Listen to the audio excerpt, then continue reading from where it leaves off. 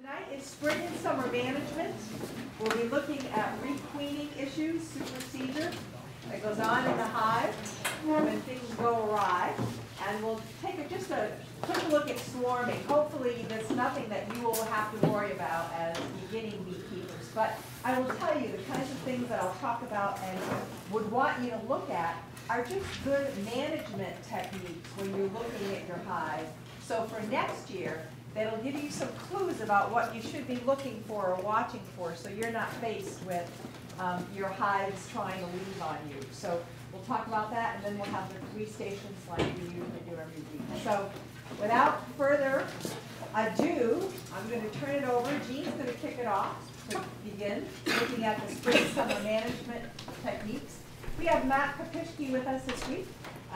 Matt has spoken before, and he's going to be looking at requeening. And then I'll close up the hour on swarming. So, Jean, it's all yours. Thank you. I just want to kind of hit a couple of the high points right now. Bees are not so different from us.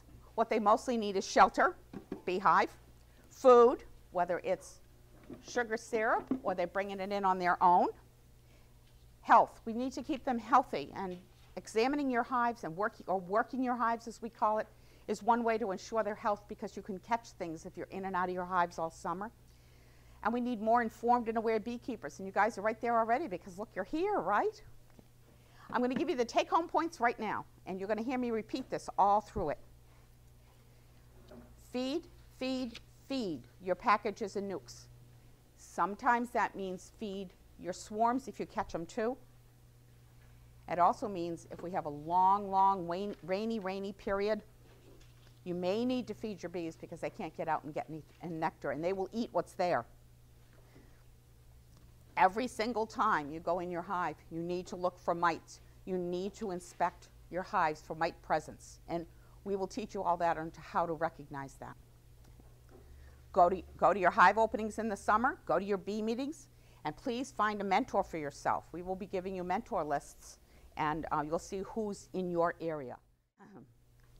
When your mites reach a threshold level of 7+ varroa in a 300 sample infestation, you need to treat.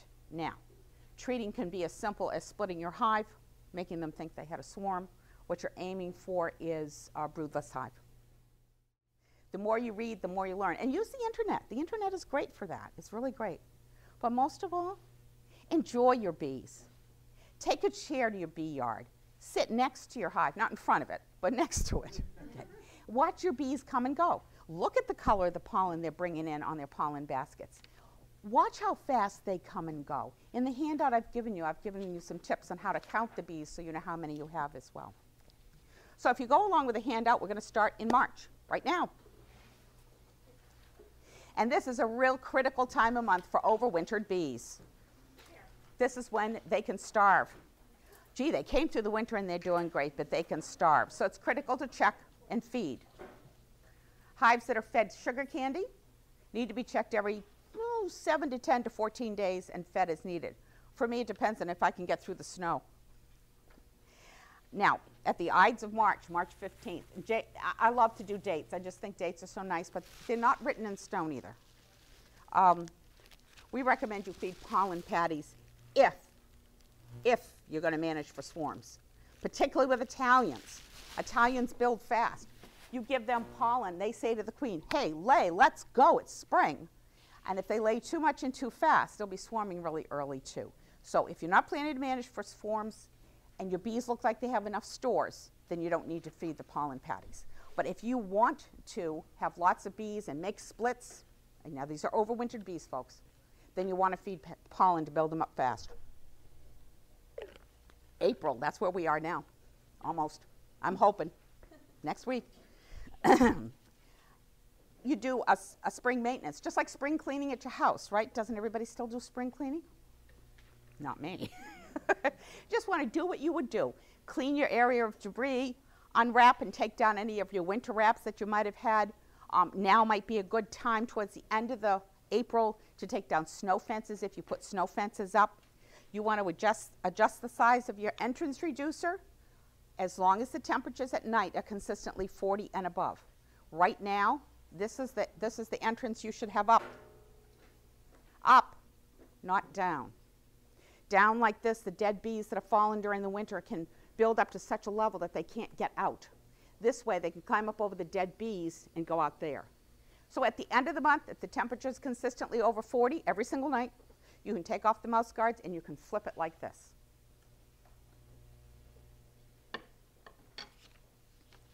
This would be a good time to mark colonies that you think might need a new queen, clean off your bottom boards, feed your hives if they need it, replace old, dark, sagging combs.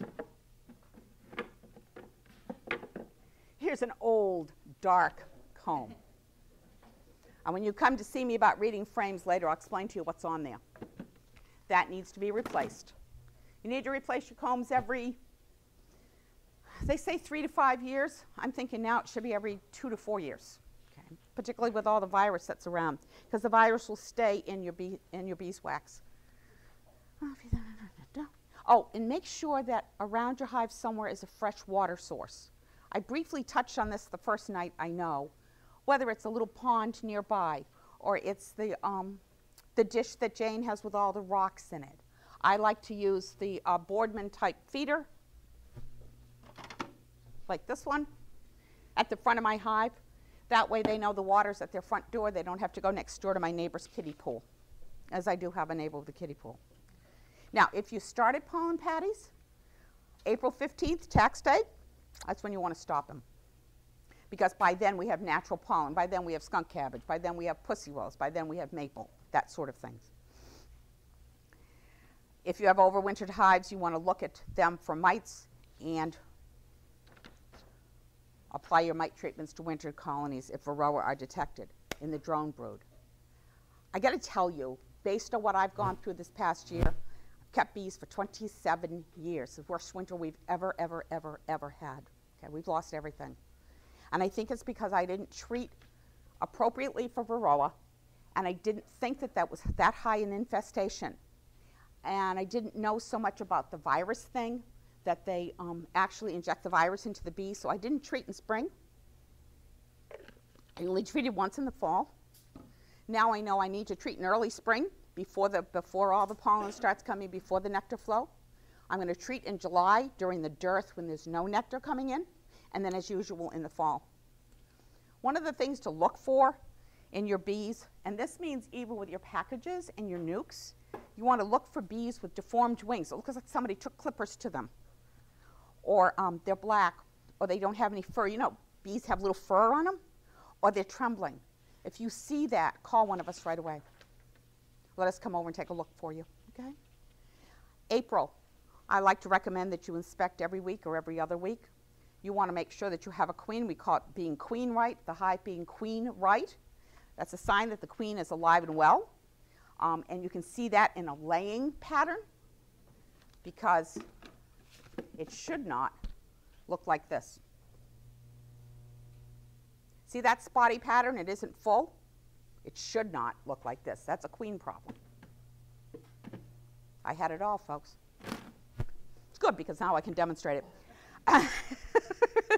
And although it's very subtle, bees that are in a queen right hive act just a little bit differently. They're very busy. Everybody's got their job and they're doing it. They're coming and going like they should be. You can almost sense the bees are working together in a very cohesive manner as a collective agency. Bees in a queenless hive don't always exhibit that. They tend to kind of run around in the frames more. So when you pull out a frame, instead of when you pull it out, they just all kind of stay on the frame. When you pull it out to look at it, they're kind of like moving all over the place. Generally speaking, when you open your hives on a nice, warm, fairly windless day in the 50s, and you can pull out those frames because you know the wind isn't going to hurt your brood, the bees will stay on the frames. They'll move around, but bees in a queenless hive will kind of scatter all over the place. It's a really different feeling. And experienced beekeepers, after a year or so, you kind of get a sixth sense. When you open up the lid, you can almost tell that something's not quite right. Okay. So I'm going to concentrate on packages right now. How many people are getting packages? Oh, good. Oh, yeah. Packages are my favorite, by the way. I like packages. I think they're fun. I really like them a lot.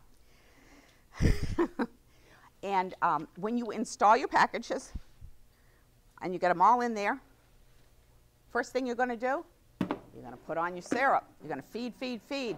You're going to get tired of that word by the time I'm done. Okay. This is why you need to feed your packages and your nukes.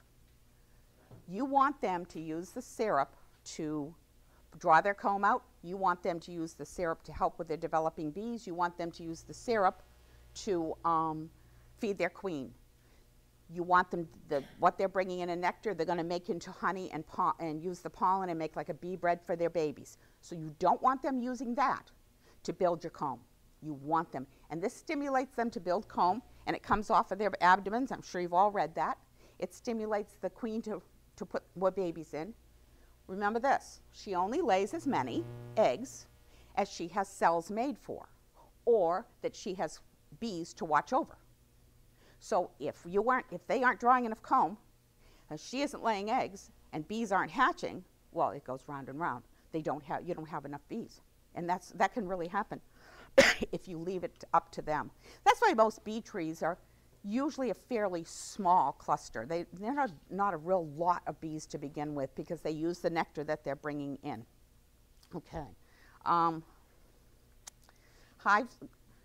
When you hive your colonies on foundation, which is foundation, okay, and you're feeding them sugar syrup, and this is after you've got the queen in on your packages and everything's all set and you've been feeding them and they've been in there for a couple of weeks.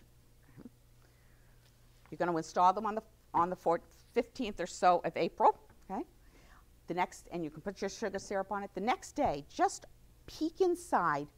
Just see what the level on your sugar syrup is. Gives you an idea of how quick they're going to take it. And you also want to make sure that it hasn't dumped or that it isn't leaking all over the place. It's just, you're not going to do anything to the bees. You're not going to touch anything. You're just going to look at your sugar syrup next day. Okay. About a week after installation, that's when you're going to check for your queen to see if she's been released. This is mostly what the queen cages look like. If after a week she's still in there, you want to let her out. Release me. And so you've taken out the cork on your sugar candy. Maybe you've got a little bit of sugar candy left there. You can do this one of two ways. You can either take out the cork that's on the other end. Yeah. This is better to see. You can either take out the cork on the end that didn't have the sugar candy, but don't do it over here. Do it over your hive. And do it as close as you can to the tops of the frames, okay? You don't want her to fall out, and generally sometimes she won't come out either. And when she doesn't come out, well, that's when you take the edge of your tool or a screwdriver and lift this cage, lift the screen, and right here, and just let her out. And she will come, and when she hits these top bars, she's gone. Just like that. I've never seen anything like it. I love it every time I do it. It's really fun. And then you'll be replacing that frame that you took out when you put your queen in. You don't want to forget that, because if you leave that frame out and you don't have bee space, they're going to build comb. They're going to build bridge comb, and then you're going to have two frames that are connected like this size. It's a mess. And the bees don't like it either. They like their bee space. Okay, so 3 weeks after installation is when you can really go in and you can pull some frames and look for eggs and monitor the comb production, see how they're doing. What you don't want to do is you don't want to change the position of the frames that are in your hive, right? You don't want to do that. This is the period of time when it's the lowest population. By the end of the 4th week, young worker bees will start to emerge, and during the 5th week, your numbers should start to come up. But all the bees that came with your package probably are going to be sort of dead on the bottom. Excuse me.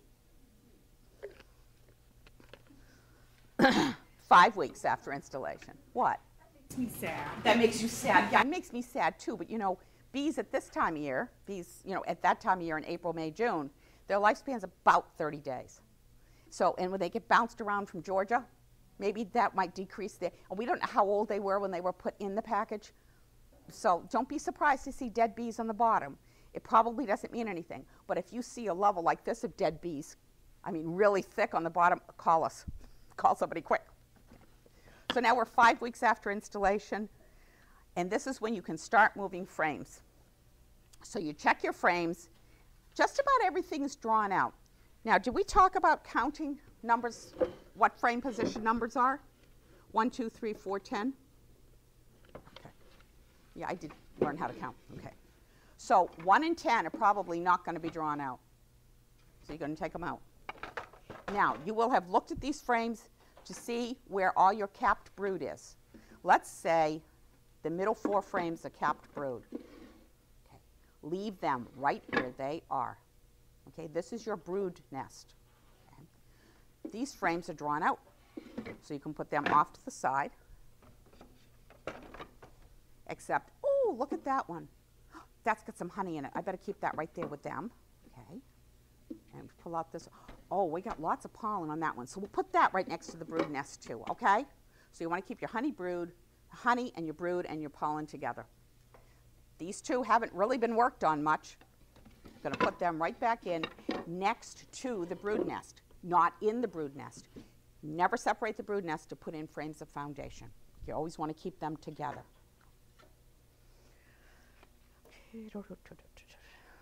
About 6 weeks after, and at that point, this is almost 6 weeks, you've got your outer frames. This is when you put on your second box. They've drawn almost everything out, and this is when you're going to put on your second box. What I usually do, and I see the books are advocating now, I've done it for years, is I check my brood nest and see if I've got a couple of frames that have some brood on it, but maybe not all the way filled up, but some brood. Okay? I'm going to try to take these 2 frames out. Not drop them. See all those bees fall? You're going to put your second box up. You're going to take out 2 frames.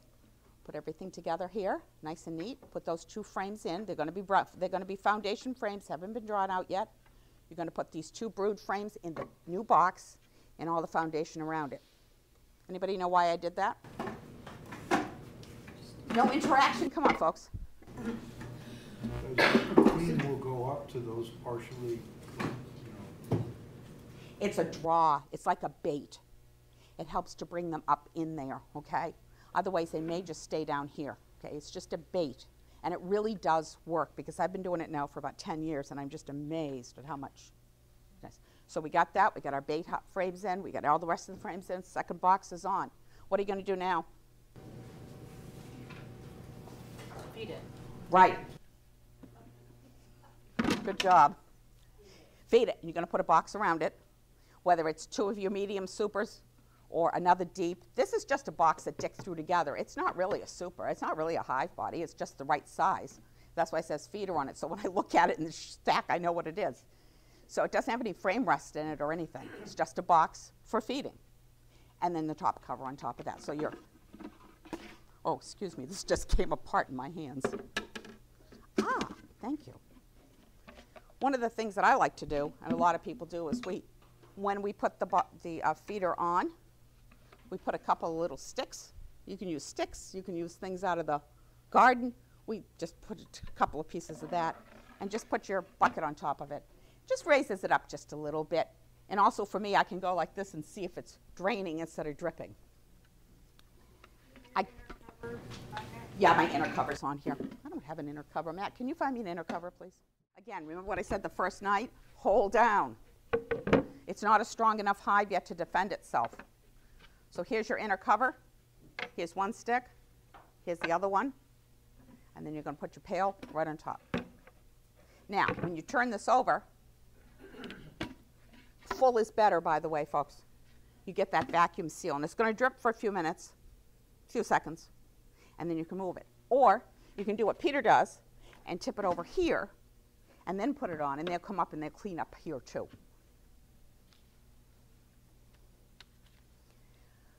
After week 3, I like to check my packages every week, maybe every 10 days, every other week, right around in there. Depends on the weather. Don't forget, too, the weather gets in there. You want to check for the rate of drawing comb. You want to move frames around like we just did. If the outer ones are empty and the ones in the middle are more full, you want to move those outer ones in so they fill it all out. Drawn comb is the most wonderful thing in the world to have. It really, really is. And you still want to look for queen laying. You still want to check for mites. Enter May. It's coming, folks. It really, really is. Tulips and all those wonderful, wonderful things. Now our activity really starts going. The nectar and pollen is flowing. The bees are really having fun. This is a great time to sit next to your hive and watch what's going on. And I did give you this on I think the pink handout. Yeah. The pink handout I gave you, mine's white. It's just sort of interesting little ways to inspect your hive, what to look for, troubleshooting, signs of honey flow, but I like the fun stuff. Counting the bees, how many cells are in each kind of a frame and stuff. That's a lot of fun to do and a lot of fun to figure out. But it's also important to know, because if you've got 4 or 5 frames full of brood, and you've got a whole bunch of other frames, maybe 4 or 5 frames full of mature bees, and you've got bees all over the place, and all of a sudden everything hatches. This is prime swarm, prime swarm. So you want to know how many bees you have. You want to know how many babies are in the brood. You want to know this. Just kind of an interesting thing to know, but remember that one deep frame, and that's this one, covered with oh yeah, that was a good example, sorry. Covered with bees. Now that isn't brood, just covered with adult bees, is about 3,500 bees. It's a lot of bees. And you multiply that times 4 or 5. That's why at the height of the season you can have 50 to 70,000 bees. If this bottom box, if everybody's in the top box and all your brood is in the top box and there's really not much down here in May, you can then reverse your boxes again. I've never had to do that in the spring, but it's one of the things that I've heard some beekeepers up here have had to do. So I don't use queen excluders much, but you could. If you want to put a queen excluder on top here to keep the queen from going up into your honey so that she doesn't lay in your honey supers, then you can. Dick and I use these because we do comb honey, because I definitely don't want her up in the boxes of comb. So I use a queen excluder then. But I will tell you this, you've got 2 boxes. Mostly they're using that top box. They do have brood and stuff, but often what they do is they put honey in it. So they have lots of honey in these frames. The queen will not cross the honey barrier to go up into your honey supers. She just doesn't. And the bees often will direct her too. She does not make her own decisions about this. They kind of push her as to where she needs to go to lay. So watch for swarming activity. We talked about that. This is what you're going to hear me start saying a lot now. Attend our meetings. Attend the open hives in the summer. Call your mentor. Call somebody and say, I'm new to beekeeping. When are you going to open your hive? I'd like to come take a look. Let me tell you, I never turn down help. You want to come help me with my hives? Oh, yeah, I'm all for it. I'm ready. So feel free to call any one of us and say, I just want a hand to look at my hive, or can I come and look at your hive with you? Whatever, and come to the meetings because we open hives there. Okay, moving into May. May 1st is dandelion bloom. All those dandelions that people get rid of in their yards, our bees just love them. It's a first source for them. This is a time to think about adding a honey super, particularly on overwintered hives. By May 7th, which is the beginning of our swarm season up here, you want to buddy up with an experienced beekeeper to learn how to catch swarms. Sign up with your swarm coordinator. That's me. Because what I do is I take the swarm calls and I call you guys. And if I know that there's a new student that wants to buddy up with somebody, you just let me know. I'll match you up with someone that's going out after a swarm so that you can see how it's done. Catching your first swarm without help it's fun, but it can be a little intimidating sometimes too. So at the same time that you're checking your bees and you're looking at them, you want to be checking your queen's performance, looking for symptoms of disease, and watching for varroa. Okay. Catch a swarm. Yes. Are you likely to have a healthy hive if that's your first bees? You're going to get whatever came out of the mother hive. No, but is there enough time in the season for them to store honey for the winter? Oh yes, oh yeah. In fact, I know a lot of people that want to just want to get swarms and get started this year with a swarm. For those of you that are overwintered, May 1st to May 10th, super up. Put on those supers, especially if you want to get honey from the fruit bloom. Remember, the box in the barn doesn't make honey. That's true. And around here, May 10th is usually our fruit bloom. And those of us that have more experience are going to start dividing unless the weather gets a little bit warmer. I think, Jane, when did we divide last year? The end of April, wasn't it? Yeah, it was an unusual year, though. So a lot of beekeeping is based on what's going on at the time for weather, but also on, you know your hives and you know when you need to split. And we must have made all sorts of splits, and then she had tons of swarms too, so that worked out well. Again, you're looking every other week or each week at your hives, and you're monitoring. Okay, how many people are getting nukes? Oh, gee, that's good. Basically, the only difference between nukes and packages is the fact that these come with 5 frames. They've already got brood laid. They've got a queen that they know. There's all sorts of different stages of brood development. So you basically pick it up and put it in. All 5 frames. But you can't lift them all at once. Do remember to keep your orientation the same. So if this is the front of your nuke here, this is the front, this is the way you want the frames to. So you take them out and you put them down, front to front, back to back, okay? It's very, very important. And the same thing when you're working your hives, opening your hives and looking at them, you've got to remember which one is front. You need to put them back in the same way. It's enough that we upset and disorient our bees for a couple of days after you open them. It takes them a couple of days to get everything back to their normal. So it's very important that when you do take your frame out, that you remember where the front is. That's when that frame perch is so nice, that you can just hang it right here so you know where your front is. I've been doing this so long now that when I pick it up, I know that I put it down like this is front. So something like that, or have an extra box and just put them down in the order you take them out. Same thing. Very important for the bees. Same thing with nukes. The day after you install them, you want to check your sugar feeder level. Don't move your frames around. Don't check for the queen yet. About 7 to 10 days, you're going to check again your syrup feeder level, fill it up if it needs it. Then you can pull some frames, look for some more eggs, look for comb production, keep feeding. And then 7 to 10 days after that, then you can start checking frames for capped brood. Now, you know when you put them in, you had some capped brood. One of the reasons you don't want to be pulling frames too much is you don't want to upset the queen and the hive. You want them to do what they're supposed to be doing. And then just keep on feeding. So then you're going to do just what you would do for the packages. Keep on checking to see that they're drawing out comb. When it gets to the point that these 2 are empty and the rest aren't, you're going to rearrange them the same way. Put on that second box. Put in your bait comb up above it. Keep feeding. Questions on nukes? I have a question about package. What if yours aren't due to arrive until May 7th? Aren't you lucky? Mine are coming April 13th. So what does that do to your schedule? Do you just You just go the 1 day, 7 to 10 days, etc. Just to do it appropriately. And then you go back into your regular. Yeah. Okay. That's exactly what you do. Okay. June, this is when our mite levels really start to soar. And the reason they start to soar is because you have more bees being laid. You have more bees in the hive. You have more young ones in the hive. More opportunities for the mites to reproduce in the drone comb and in others too. If left untreated, I mean, if you're not really watching them and doing some sort of monitoring or some sort of management for them, colony will be hurt. It really will be.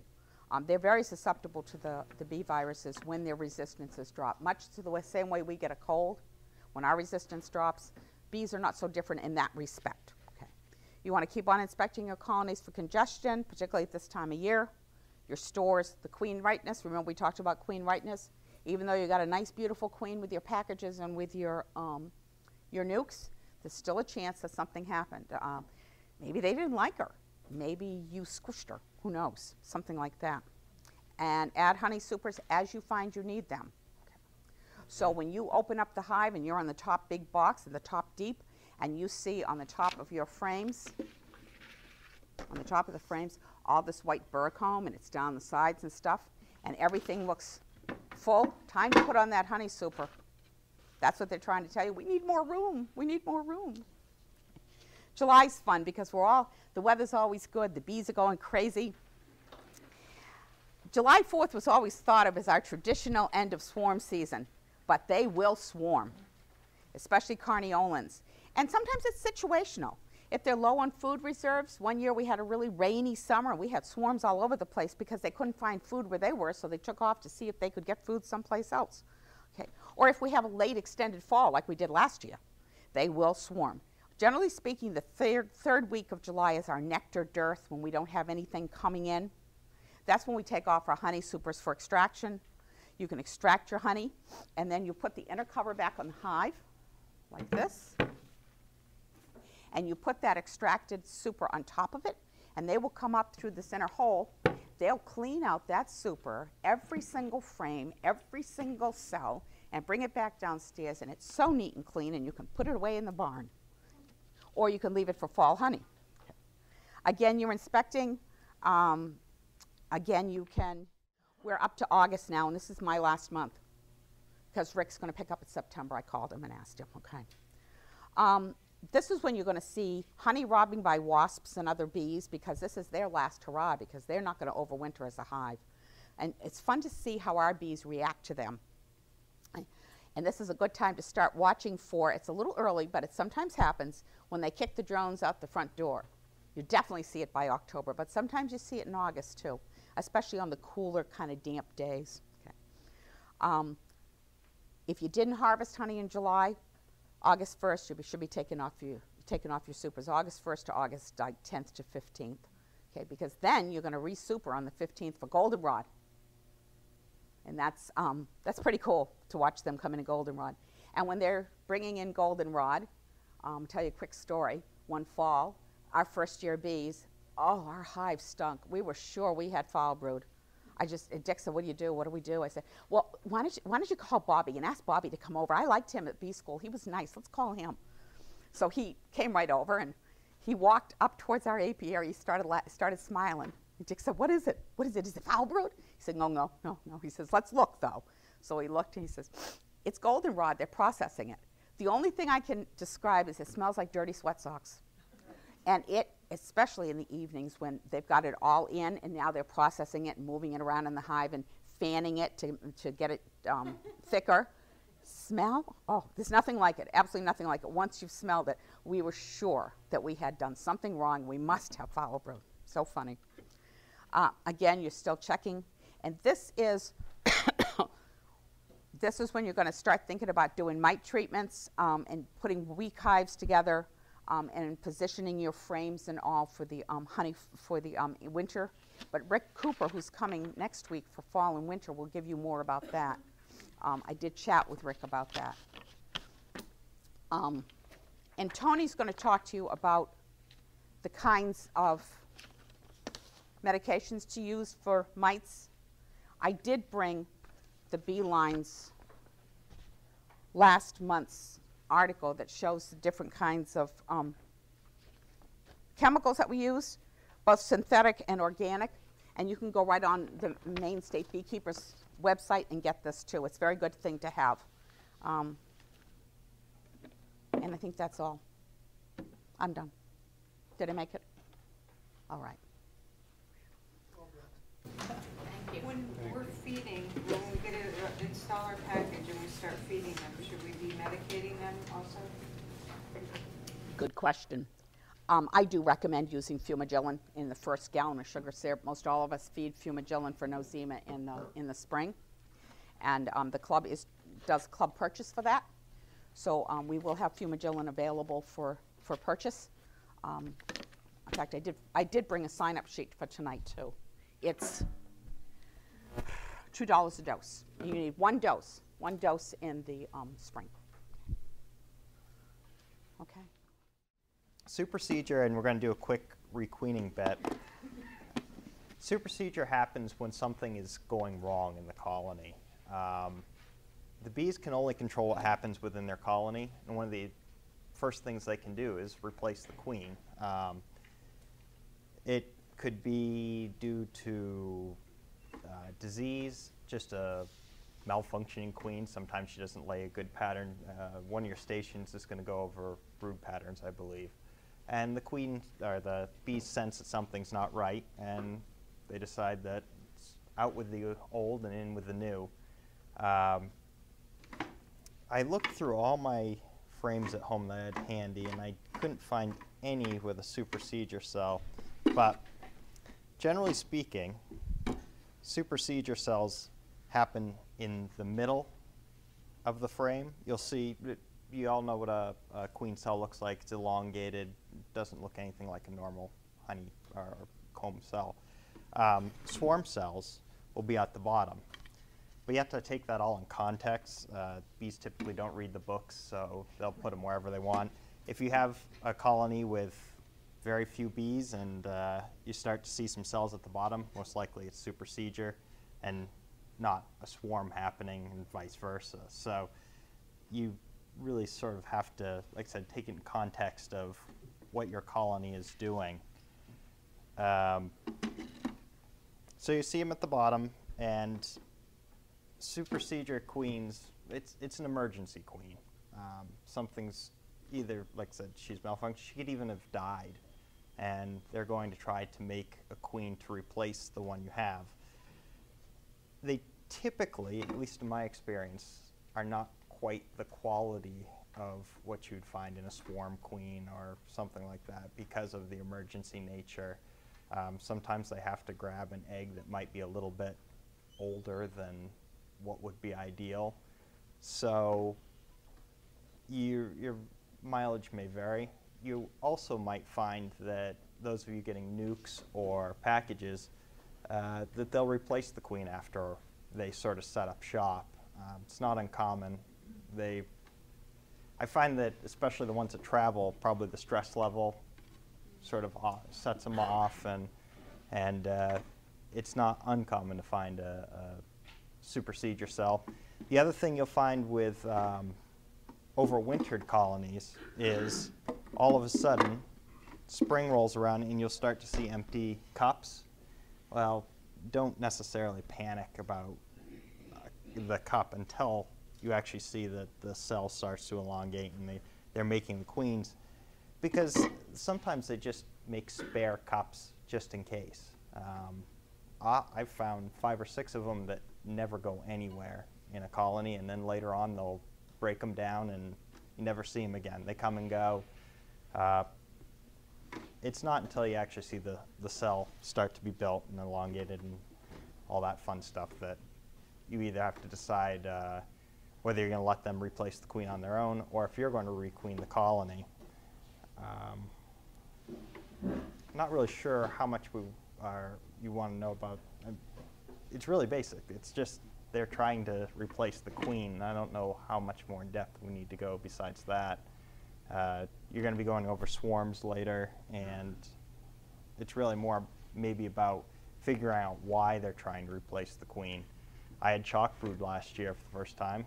I was sort of excited about it. Never seen it before. Got to check it out and lost my colony. Darn. And that was something that probably if I was on the ball and replaced the queen, it would have solved that problem. But there's a bunch of different reasons why they would try to replace a queen. But probably more than we want to get into in the 5 or 10 minutes that I have.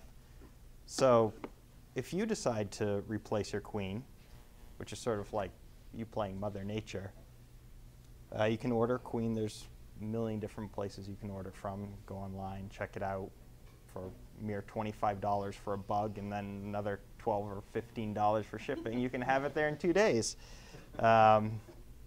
And you'll get a queen cage sort of like this.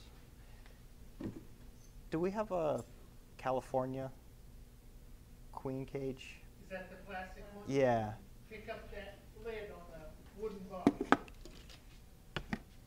On the Keep going. Okay, I see. Yep. Or the California style. They're effectively the same thing, just they look a little different. And I've never had a California come in a package before. On mine, this one came out of a package, but usually they just come with the cage itself. As Jean said, there's candy on one side, a queen, a couple of attendants. and then a cork on each side. Make sure you do make note of which side the candy cork is on. I've popped the wrong side before and had queens drop right into the box, and whoops, at least I was over the box when it happened.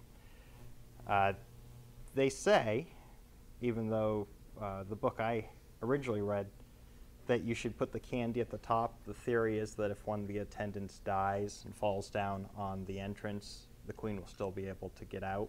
This one, I did it the way I've always done it, with the candy on the bottom, pop the cork out.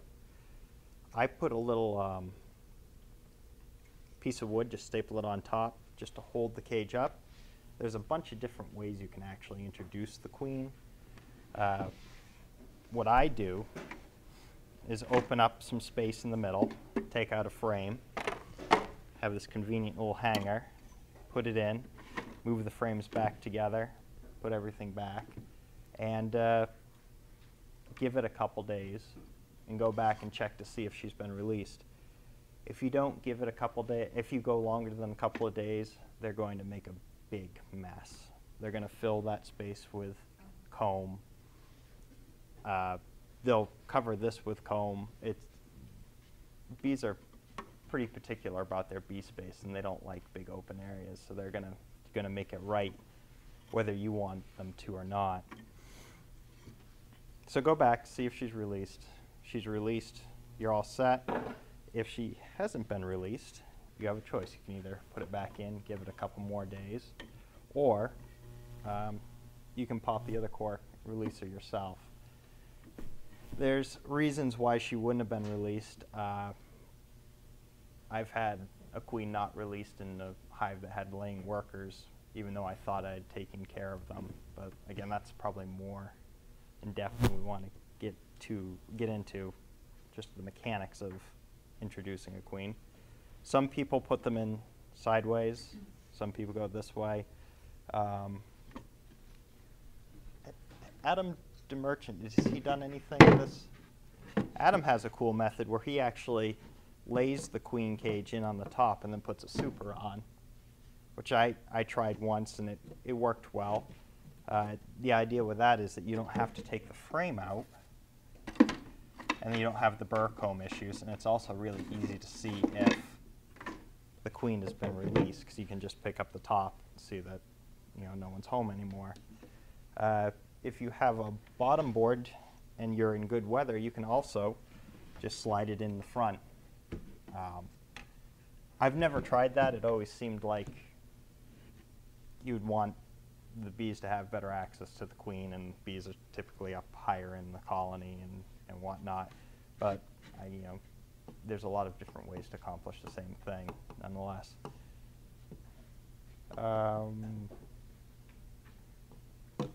So, you release the queen. The California cage has a little cap, but again with the candy, make sure it's in there, check after a couple days. If she hasn't been released in a couple days, either try to figure out why. If you are simply requeening a colony because you're not happy with how the queen is performing, you probably want to make sure that you actually did get rid of the old queen. 2 queens in a colony are typically not good. And if the old queen is in the colony, the workers will stay loyal to her and not this imposter that you brought in to take her place. So double check that. And like I said, laying workers, I've had issues, but generally speaking, they'll release after a few days and all will be well. So. Questions? Yes. So what happens with the supersedure process inside the hive? I mean, What do you mean? well, the old queen, does she just say, okay, they're replacing me, I gotta leave? Or what? They usually, the workers take care of that business on their own. They, literally. Yes. From what I read, the process, it varies. The bees ideally would like to keep the brood or a queen laying as long as possible through the process, but a queen will also want to exist. She'll understand that they're trying to replace her, and so she might try to destroy the cells. So if the workers sense that she's sort of working against them, they'll get rid of her. They're going to get rid of her anyway. They want to replace her with their new queen. So at some point during the process, it could either be the day they start drying out the cells and starting the new queen, or it could be a few days after, just to try to keep the brood going. They'll offer. You know, it's assassination. It's terrible. So if they create the cell and have the new queen, they'll take care of the old one, but if you introduce a new queen, they won't get rid of the old one. They'll go Well, the after trick with new one. introducing a new queen, if you're going to do the supersedure yourself, is you have to remove the queen and usually let it sit a couple days, and they become queen hungry then.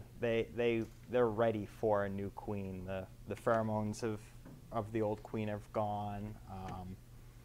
They're ready. In fact, if you wait too long, they'll probably start to make emergency cells themselves. So you're going to want to remove the old queen, and then within a day or two, get back with your new queen, insert her.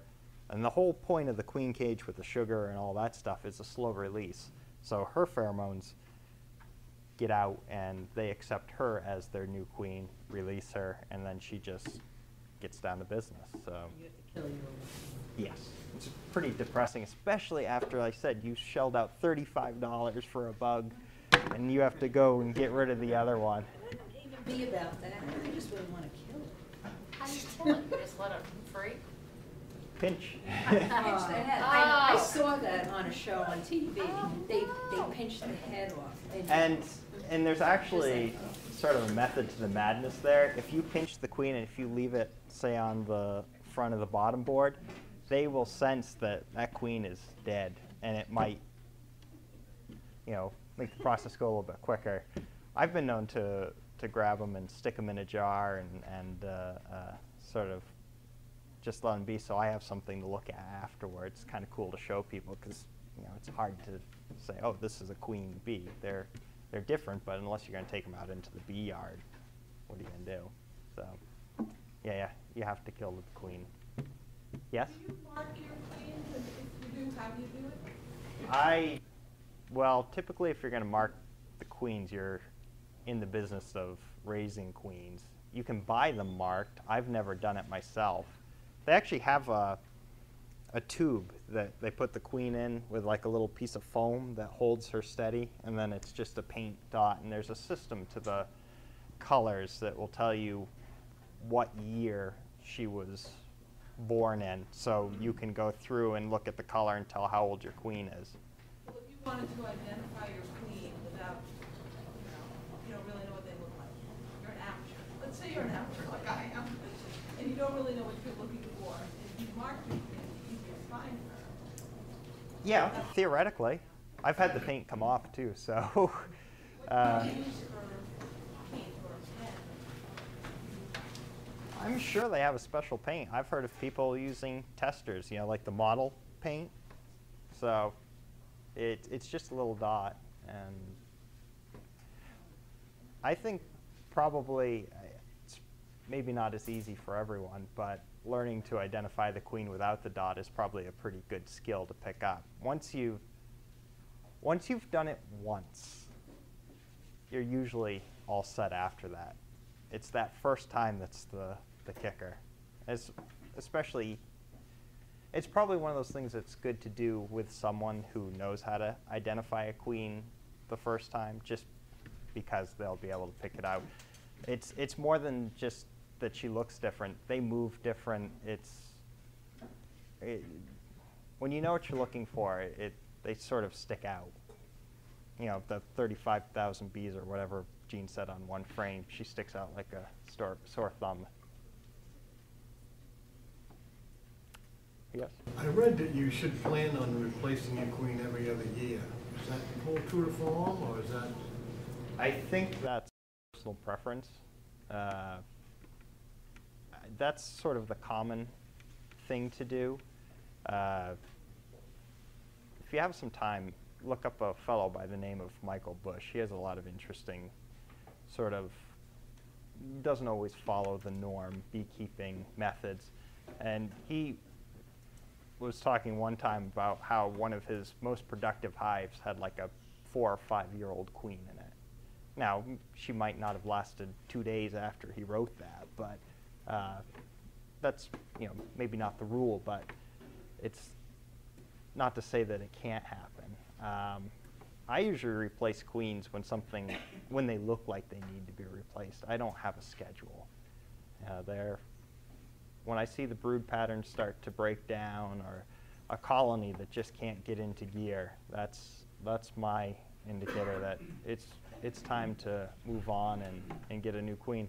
And you would be amazed at what problems, especially unidentifiable problems, a new queen can fix. Not to say that that should be your first line of defense either. Alrighty. So a swarm in May is worth a load of hay. A swarm in June is worth a silver spoon. And a swarm in July isn't worth a fly. So the saying goes. So swarming is a natural honeybee behavior. There's nothing unnatural about swarming. And honeybee colonies usually have two kinds of swarms. There's a reproductive swarm, and then there's a swarm as a result of the brood nest becoming way too congested. And from the honeybee's point of view, swarms are great. It's a chance to propagate the species. From a beekeeper's point of view, swarms stink, because if you're looking for honey production at the end of the summer, you've just lost 60% of your workforce. So you're not a happy camper when the swarms end up emanating. But it's natural, and it's okay that they do that. Swarming peaks in spring and early summer typically, and it's as a result of a colony being able to overwinter. They've overwintered with the smallest amount of bees they possibly can, and so now it's end of winter, beginning of spring. Colony says we've got to build up our numbers. And so things begin to kick in gear. Queen starts laying eggs, days are getting longer, it's getting a little bit warmer outside. And so that kind of sets the stage for the beginning things that you're going to be looking for when you look into your colonies and determine whether there's anything you need to do to help that not occur, that being the swarm. So there's two things we're going to talk about. I want to spend a couple minutes just talking about what you're going to see. But more importantly, it's what's happening in the hive. That's where that is. If you walk away with nothing tonight, I want you to walk away with a couple key things, and I'll be a happy bird. So what do you see? You see a pretty dramatic sight. You see anywhere from 1,500 to 20,000 bees, right? Fly off with the queen. They're swirling in the air. There's a lot of activity. And they're apt to settle or apt to light on a branch or an object, because the first step is just getting them out of the hive. You can imagine what that all entails. And so they're up in the air. They know where they're going. They're going to go not too far away. They light for a short time. And short time could be 2 hours, could be 2 days. And a lot depends on how much work the scout bees have done to find a permanent spot. And the most fascinating thing about this is that honeybees have that collective intelligence. And there's a democratic process that's involved. So the reason why they spend either 2 hours on a limb or 2 days on a limb has to do with, has the colony agreed as an entity that they are ready to take off? Do they agree with the information that the scout bees have brought, that there is indeed a good place to go? And so the colony is waiting for more than just one scout bee. If one scout bee says, hey, I got a place over there, over the water, by that big tall tree, and another one comes back and says, no, there's another place over here. If there can't be a quorum of information that the scout bees are bringing, the colony doesn't do much. So that's kind of what determines why they might hang out on that limb for 2 days instead of 2 hours. So that's what you see. So before I tell you what's happening in the hive, I'm going to give you a quick situation that you'll reflect on by the time I get done talking. And 2 years ago, I was in my den, and I heard the swarm. I heard the activity outside the window. And I thought, oh, great. And so I went outside and I saw which hive it was. My hives follow along one side of my home. So 7 or 8 of them are on one side. There's a whole bunch someplace else. But anyways, I wasn't sure which hive it was until I got outside. And I saw that it was hive number 1 is the hive that was swarming. And I saw them in the air. And I thought, no way are you going to go anywhere without my finding where you're going. And so I kind of waited them out. And I tracked them. They went down through the gardens, over the vernal stream, to the apple tree. And I saw the limb that they lit on. And I thought, okay, 10 feet, this is doable. I let them work at it, went back up the hill, got my jacket, got my ladder, got my white sheet, got my box. Came back. That took all of 10 minutes maybe, because I had stuff ready. And I walked by hive number 1, and I thought, why are there so many bees at hive number 1? And so that was my initial thought. So I just walked on by, went down the hill, over the stream, to the tree, looked at the branch. There were fewer bees on that branch when I returned than there were when I first found them. I thought, this ain't right. So I dropped all the stuff, and I came back up the hill, over the water, to the hive, and what do you think I saw? I saw the colony returned. They returned. It was the most amazing thing. The entire colony covered the top. They covered the side. They covered the front. They were on the grass. They were walking along the grass, up the cinder block, underneath the hive stand, right, across the top. They were marching in like this dutiful little army. They all came back. They all came back. I said, what's happening here? Why did they come back? Remember that, because what we're going to talk about answers the question. It was amazing. So back to now. So now is winter, right? They have gone through winter. Fewest number of bees. Winter solstice. Days are getting longer. Temperatures are getting warmer. Colony knows that they're going to start to rebuild their numbers. Queen might start off with only 100 cells or so. She's not going to dump 1,000 eggs in end of February. She's going to start slowly. So she slowly starts her egg laying. So it might be 50, might be 100. The colony now has ramped up temperature. They're now up to 95 degrees because you need a warm colony to support brood rearing. So they've weathered at a much cooler temperature, but now that she's kicked in, temperature has ramped right up. So 3 days after the egg has been deposited by the queen, the workers are feeding the larva.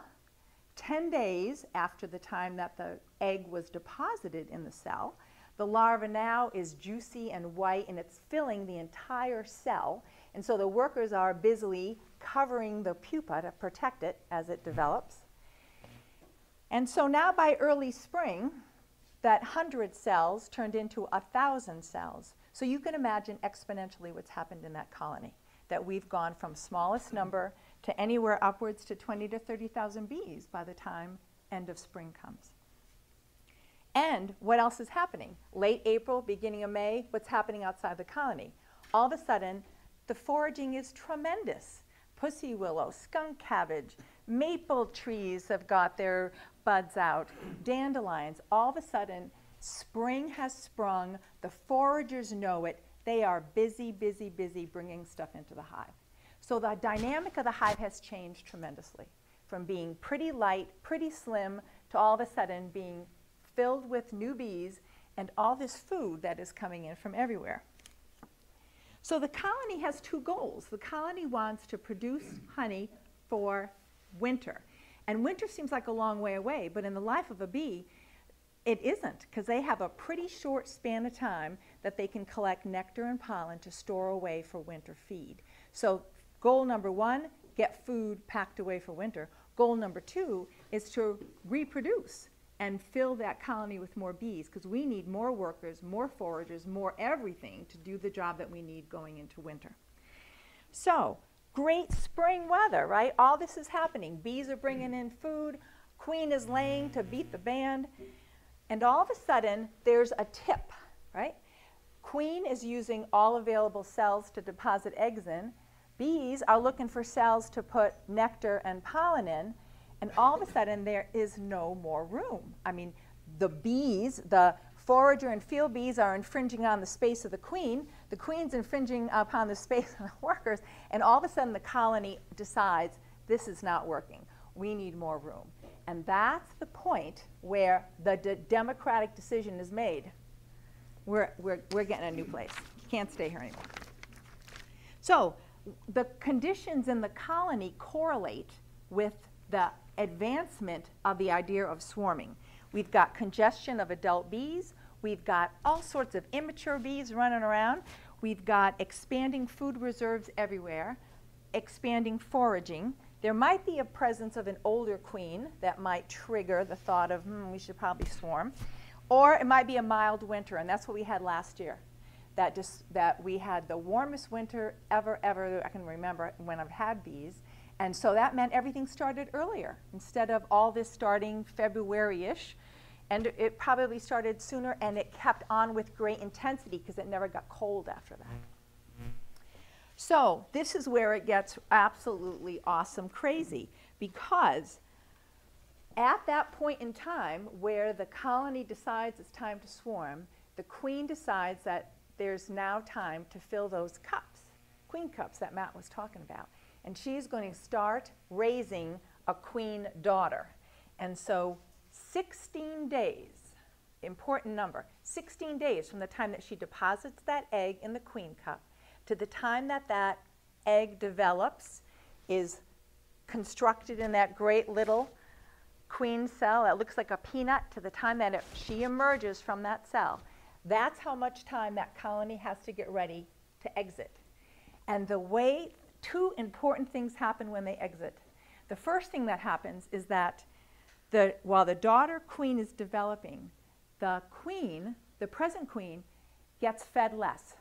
Her attendants are reducing her food intake. It's Weight Watchers galore in that hive, right? They are limiting her food.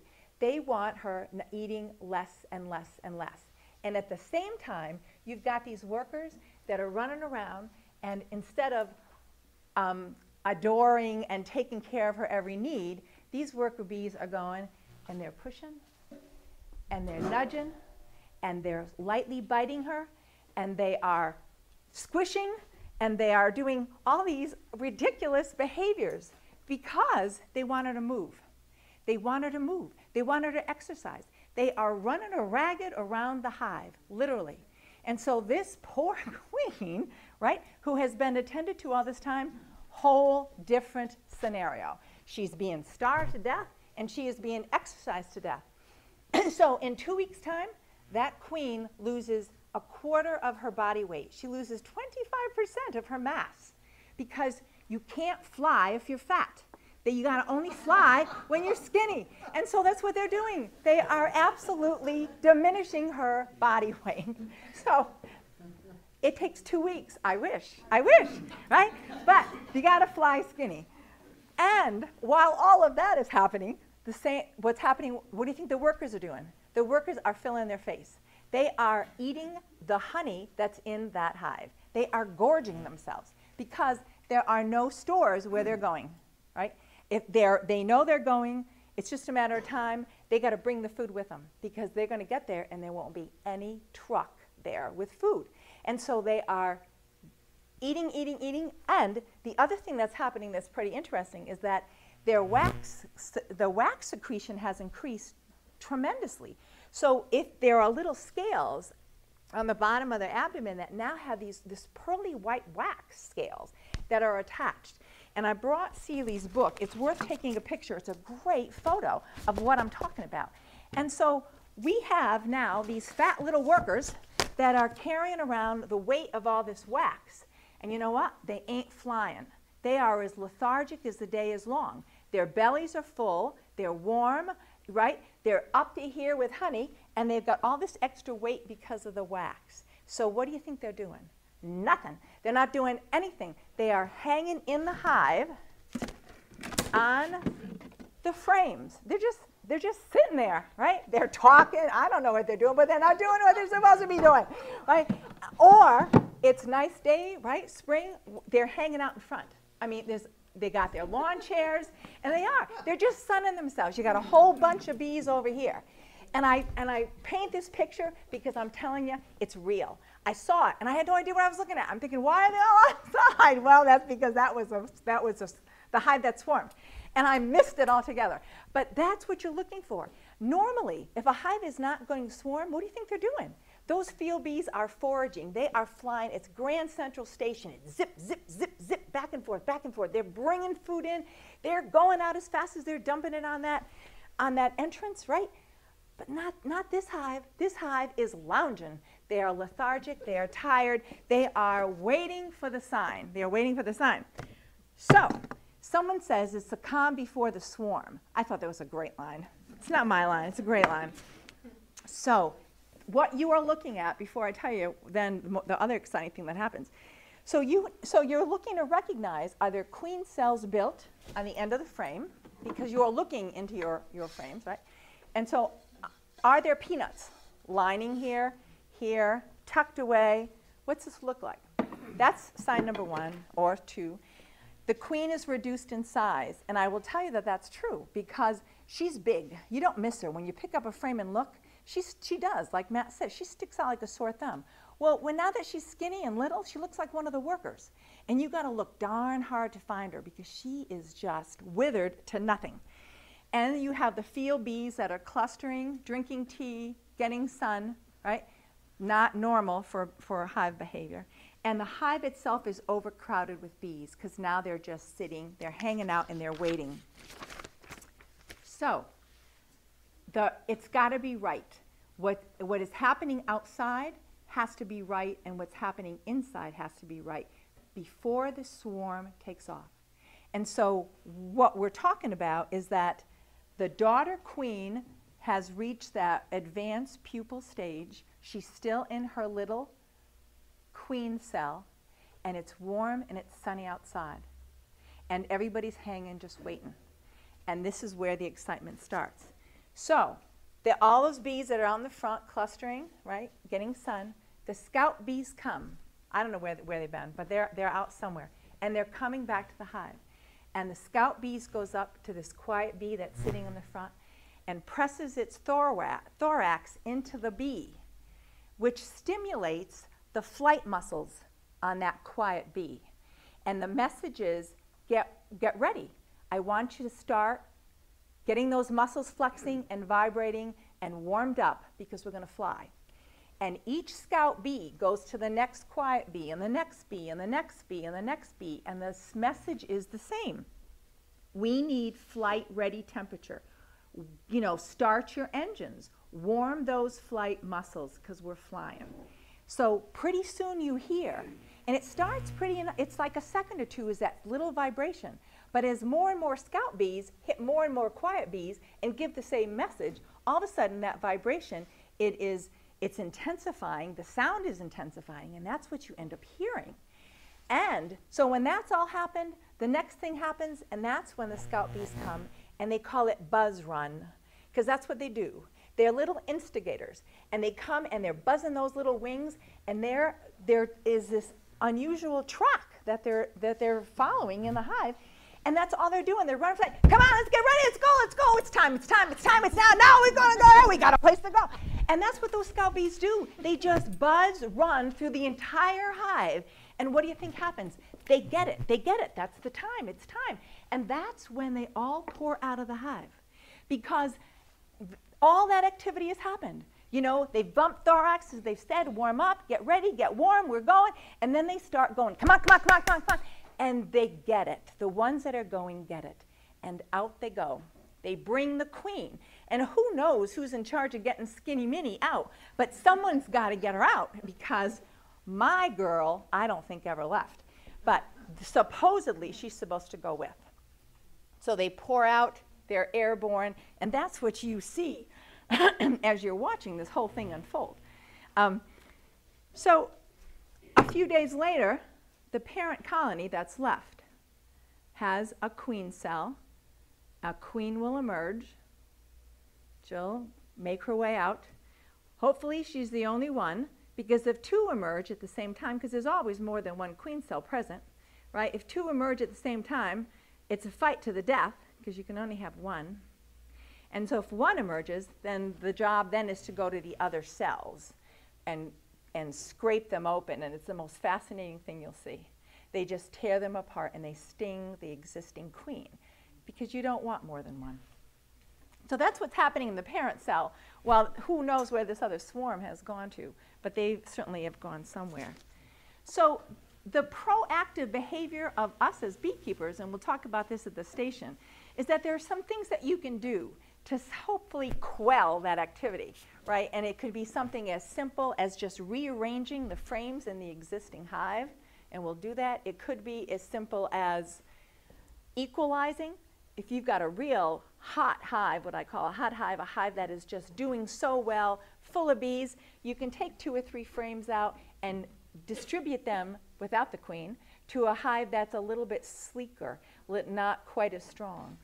All the way from splitting a hive in half, which is what I did to mine. Because the end of the story was that when I finally gave them time to come back and get settled, it was like a pre-alert for me, because I was so dumb. It's like, okay, that was your chance. Guess what? We're going tomorrow, so if you want us to stay, do something today.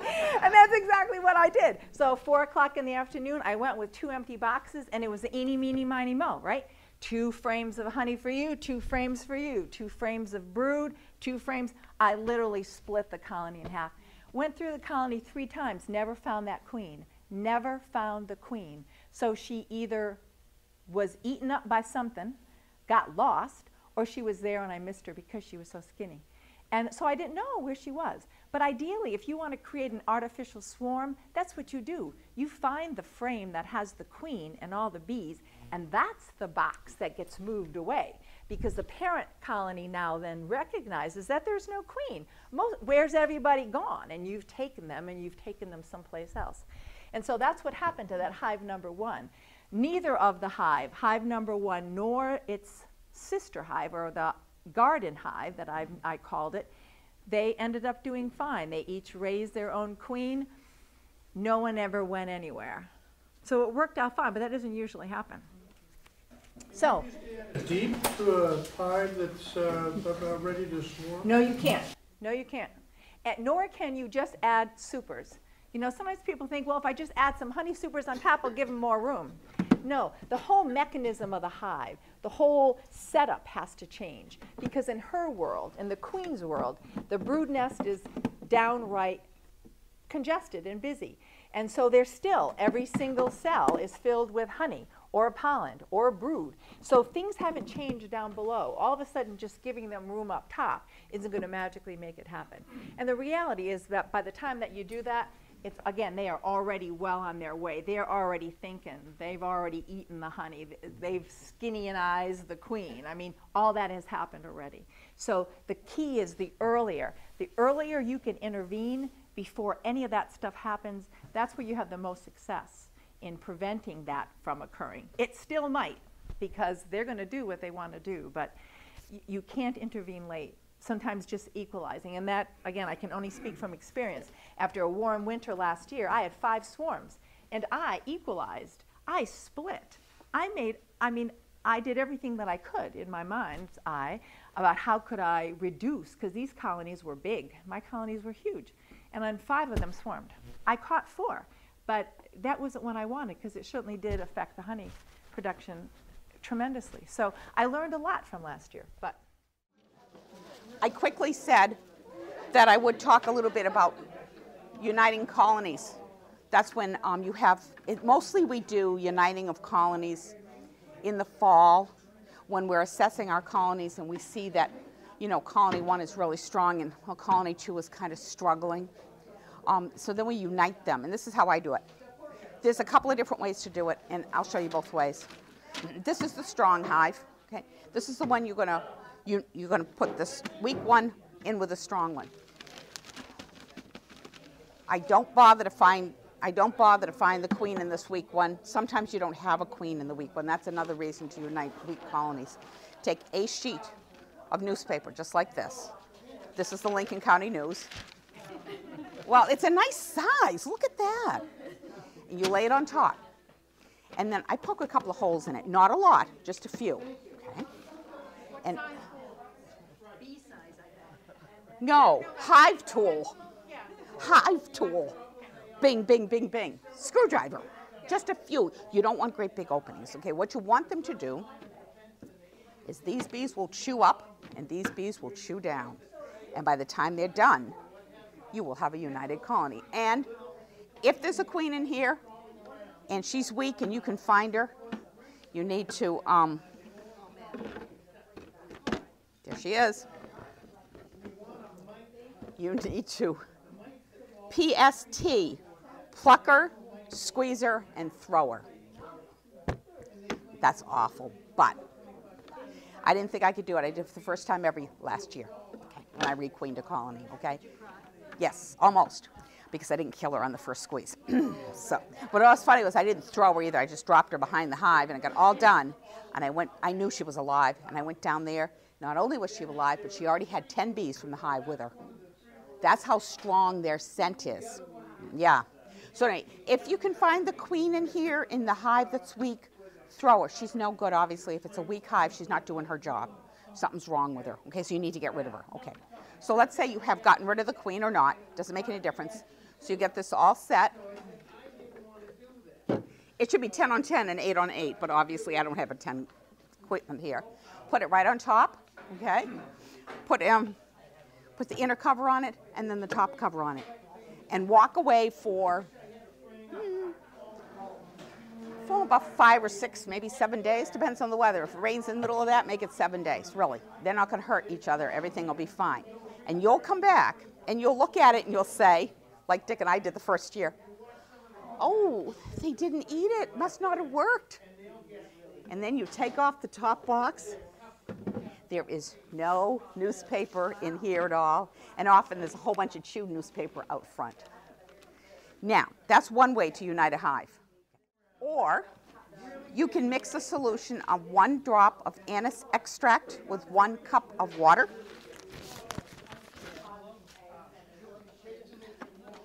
Put it in a spray bottle and make sure you mark the spray bottle, because once you put anise extract in it, you will never put anything else in it. 1 drop in a cup still smells. Okay. Not overpoweringly so, but enough for them. So what you want to do here is you want to kill the scents. You want to mix the scents. So I take this apart, I give it a little bit of smoke, and then I spray. Just like that. And then I smoke this one over here. Same thing. Put them together, close them up, and you're done. Okay? Again, give them, just a sec.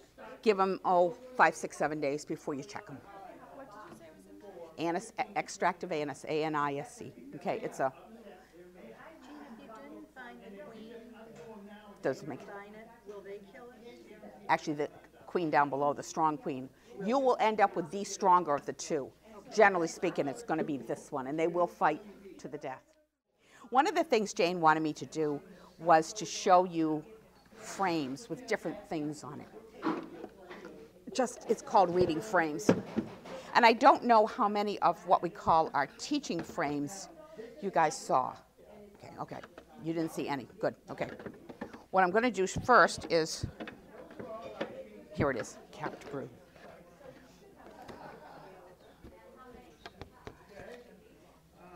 This brown, when it's that color, is capped brood. Honeybees are complete metamorphosis insects, which means the queen lays an egg, then it goes to a larva, and then it pupates. And when it gets to the pupal stage is when the nurse bees put a little piece of beeswax over it, or cap it. Just before they do that on the drones, that's when the mites go in. Just the day they're doing it, the mites go in there into the drone cell, they cap it, and the mites reproduce in the drone cell. It's terrible. This is what's killing us. And then if they run out of drone cells, then they go into the regular worker cells.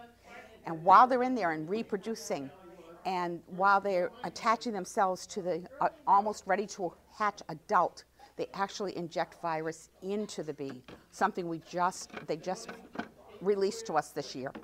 Up until now, we knew that they dropped the resistance like any parasite will do, so the bees picked up the viruses that are in their hives, and there are viruses just like we have, right? Now we know that it actually injects virus into our bees, which is why commercials lost thousands of beehives this year, and people like me in the backyard lost everything. But for me, it's a good opportunity to start over. Now, we talked about, at the first class, we talked about frames with foundation and foundationless, where we let them make their own, and plastic. Okay. This is plastic, which we saw. Do I have any foundation frame? This is drawn foundation. I gave them a foundation sheet and they drew it out. Smell it. So this is a frame that you would use to put a sheet of foundation in. Empty frame, nothing real special. This is the, where'd it go? Okay. If you want to do foundationless, you can put a strip of, this happens to be plastic, but you can use regular beeswax foundation in it. They tell me that you put just like a bead of wax in that channel, and then you stick this in and it stays better. And then they'll use this to draw down, and they'll fill out your frame. Or you could do what I'm going to try this year and use a special frame made just for foundationless. It has a wedge right here for them to use as a starter strip. Walter T. Kelly down in Kentucky. Old beekeeping business. Can you just get the top bar, or would you have to buy the whole thing? I had them put 30 of them together for me, which I don't usually do. Dick does all of that. I'll bet you could. Just go online and look at their catalog. I'm sure you can. Just put in foundationless frame in Walter T. Kelly's website. Cut your own comb? Honey. For? When you harvest the honey, you said you do comb. Oh, we do cut comb. No, we do basswood square boxes. Yes. And Walter T. Kelly is the only place left that produces the woodenware for that. So you don't have any of those? I didn't bring any with me. I didn't even think about it. But if you all come to the house on April 13th when we're installing packages in the backyard, I'll show it to you then. What I wanted to show you, though, and you saw from a distance tonight, this is capped over real live brood. I mean, they're dead now, but this is capped. This is what capped brood looks like. Not a great pattern. I want that filled from side to side. In the height of the summer, it is. It's just amazing when you pick up a frame like this, and it is filled side to side with this. But these are baby bees developing. And in fact, there's a couple, their heads are sticking out, and you can see that there are a couple that have like pinholes almost in them. And when Tony says that's a sign of foul brood, you'll all go, wait a minute, is that what Jean has? No, Jean doesn't have that. What that is the bees realizing that the bees inside developing have virus, and they're trying to open them up and pull them out. But unfortunately, there weren't enough bees to do it, because I lost my hives with Varroa mite virus. And I knew that. See, the color of this needs to be replaced. That said, you may read that bees like dark comb for brood rearing, which they do. But this is a bit too dark. This is probably, I didn't mark this one. I'm going to bet this is on the edge of 5 years old. They don't wipe their feet when they come in the door, you know? And they use it to raise babies. They use it to store pollen. They use it to store honey. They use it for nectar. I mean, they use the combs for all sorts of stuff. Okay, so this is kind of magnified, but this is what you'll see when you see the queen, and this is a really good picture of what our queens generally look like up here, particularly if you get an Italian queen. She has that nice long abdomen, which is filled with all the eggs and sperm she needs for her lifetime. Once she mates and comes back to the hive, she's all set for her lifetime with eggs and sperm. The other side just shows capped honey, and you can see the difference in the color of the capped honey and the difference in the color of the capped brood. Capped honey is very light, almost white. Capped brood is darker, more tan looking. Honey is dark. Remember, when they bring it in, it's nectar, so it probably tends to be lighter anyway, and they add enzymes to it and a little bit of water, and then they fan it till it's just the right consistency, which is, I think, is 18.6 specific gravity for those scientists in the room, and then they put a piece of beeswax over it, which they make themselves. It's just, to me, that's amazing. Oh, this is what I wanted to show you. Good. There's a queen cup right there, what we call a queen cup. And those of you that were here the first week saw one on the bottom of one of my frames, which I left at home. That's a supersedure cell. When it's in the middle like this, it's supersedure, like what Matt said to you. I'm hoping for a foul brood, wax moth. Oh, I was looking for a swarm cell, but I don't know that we have one. Okay, take this queen cap and put it down here, and I do mean hanging from the frame right down here. So that if you pick up the box like this and look at the bottom of it, you can see the cells hanging at the bottoms of your frames. Those of us that don't want to see our hives swarm go, oh, I'm too late. Once they're hanging and they're capped, it's too late. Well, you can do what Ken Stewart and I did one year. I had about 4 frames with swarm cells on them, and I got another box. I took all the frames with swarm cells out and put them over here, and I left everybody here. It worked for about a month. And then after that, they went. Drone cells are generally up here. You may find a few down in here, but generally they're the upper corners. They look like this, only they're bullet-shaped, as they say. They really have like a dome to them.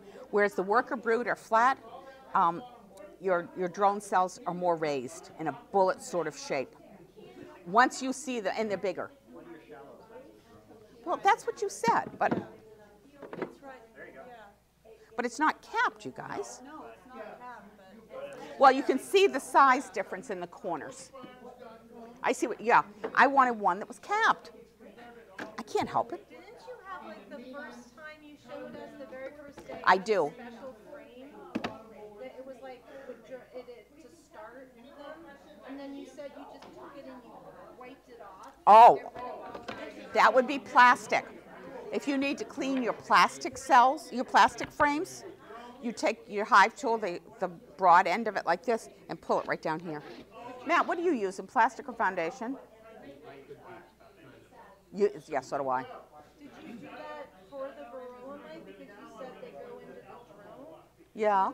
So you want to clean off the drones? No.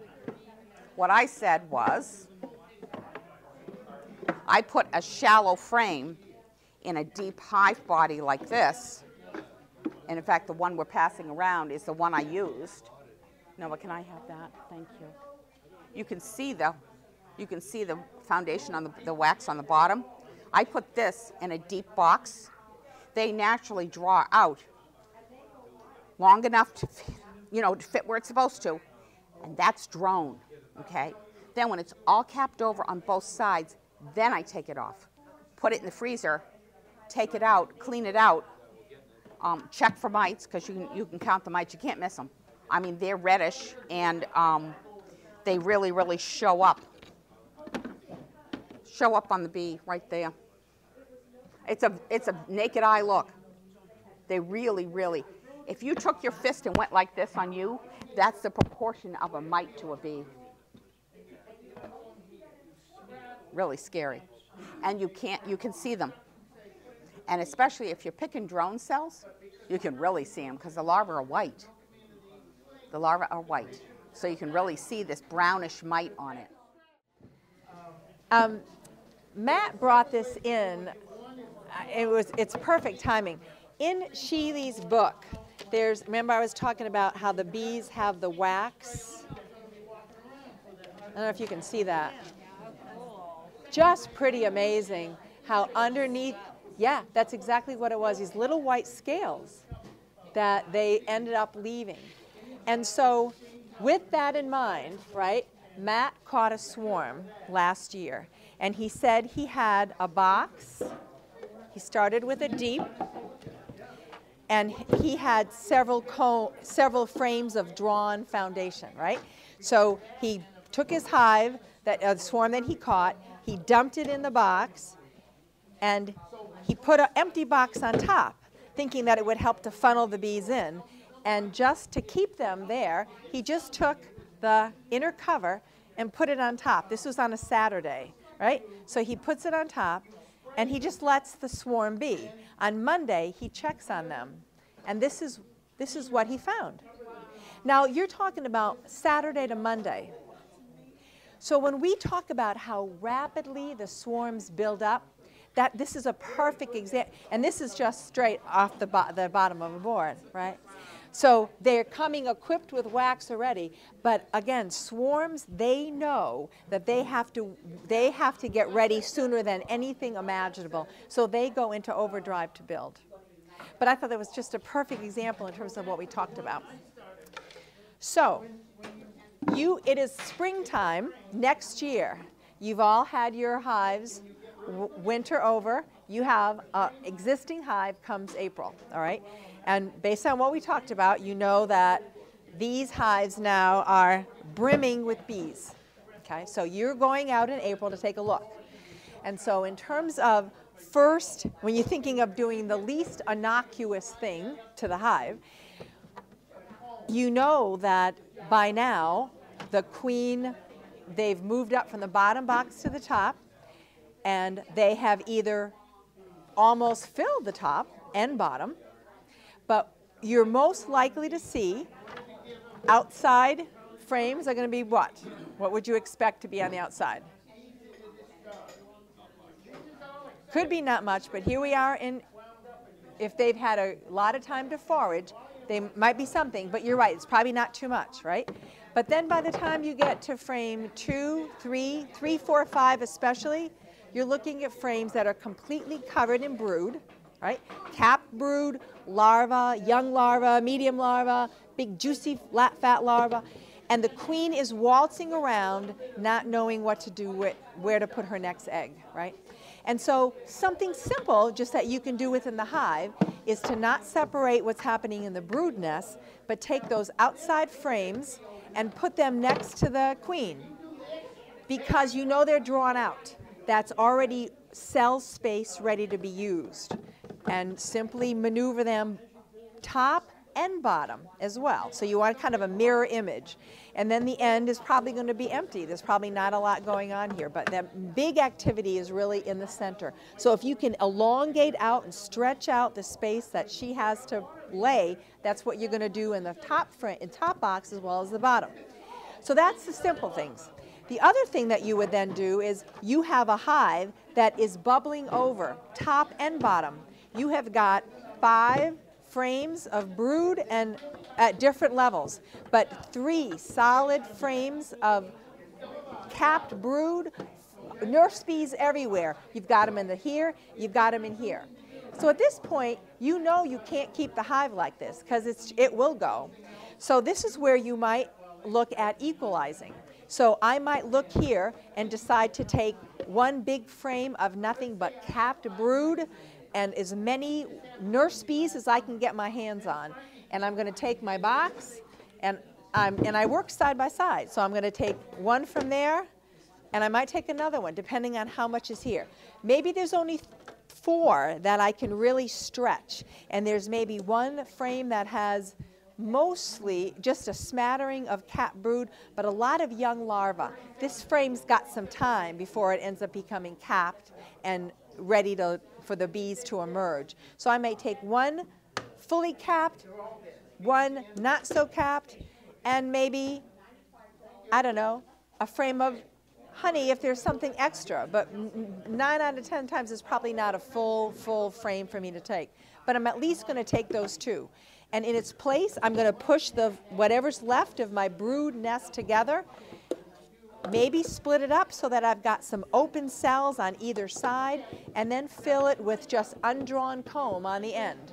I'm going to do the same thing, put the top back on, do the same thing. Take my middle, 2, 3, 4, 5, 6, maybe whatever I'm looking at, but similar situation.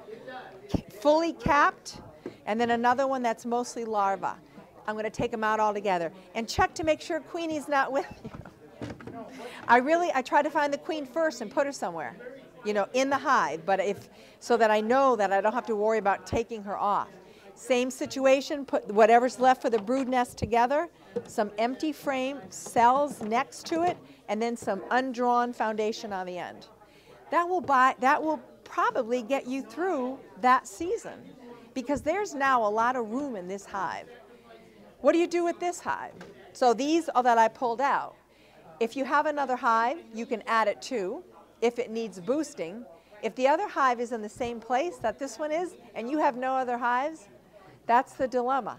So then you end up having to create yourself another hive altogether, or another nuke, which will then eventually turn into a hive because you've got to add to it. But the key thing is that you want to simply reduce the numbers and increase the space for the queen, okay?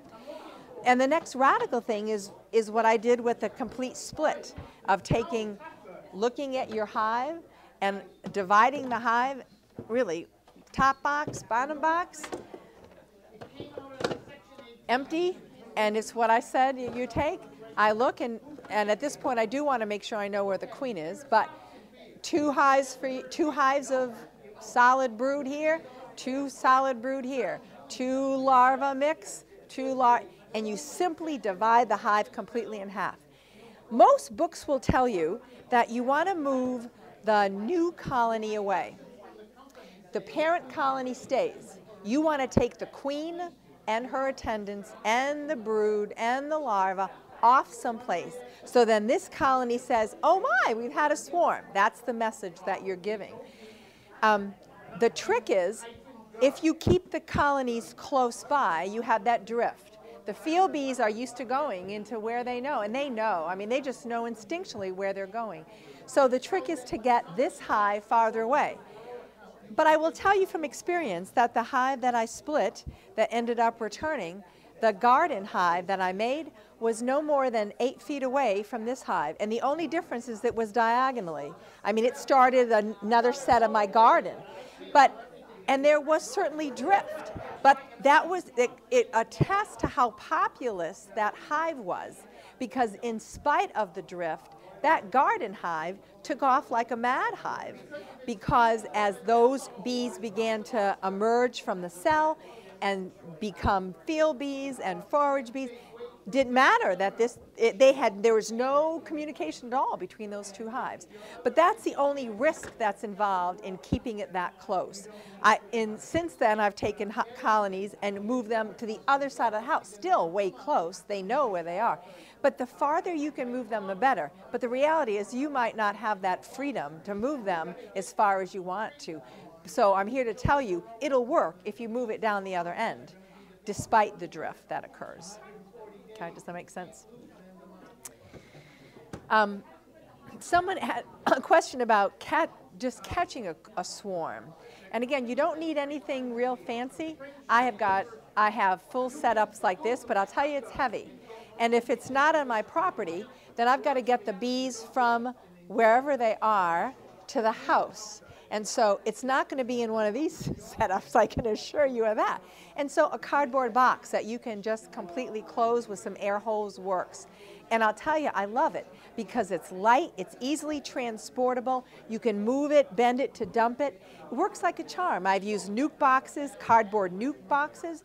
They don't work as well because it's tight, and that's assuming that they're all going to fall. But I'll tell you, the biggest trick you want is get an old white sheet. Because no matter where you're going to get the hive, the swarm hive, you have to drop it. I mean, unless you cut the limb that it's on, most of the time the bees are just simply dumped. And so if you put a white sheet on the ground underneath where it's going to go, they are so visible. You can see the bees that drop.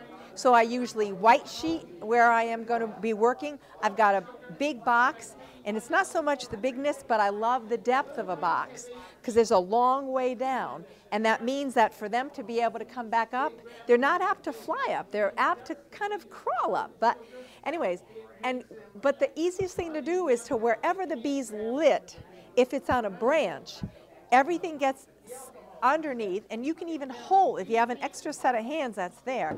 But if not, your box is set underneath, you're taking the branch and limb, and it's one quick, I mean, just the fastest pull down you could imagine. And that entire clump and cluster of bees all together drop. You will have some that remain on the limb, and that's absolutely okay, because usually what I do is I keep the box there, I'll wait them out 10, 15 minutes, I'll do the same thing again. I'll open the flap, one more quick or I'll cut it, depending on how big the limb is.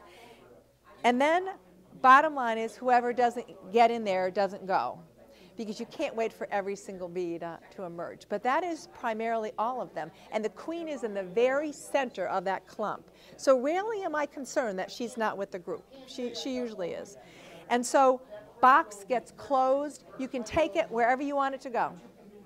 So if you're bringing it back to your house, you at least, if nothing else, you need a box set on a regular foundation that you would use as a bottom board, entrance reducer at its smallest, and at first year you're not going to have drawn comb. They like drawn comb because they can immediately start working, but they don't have drawn comb.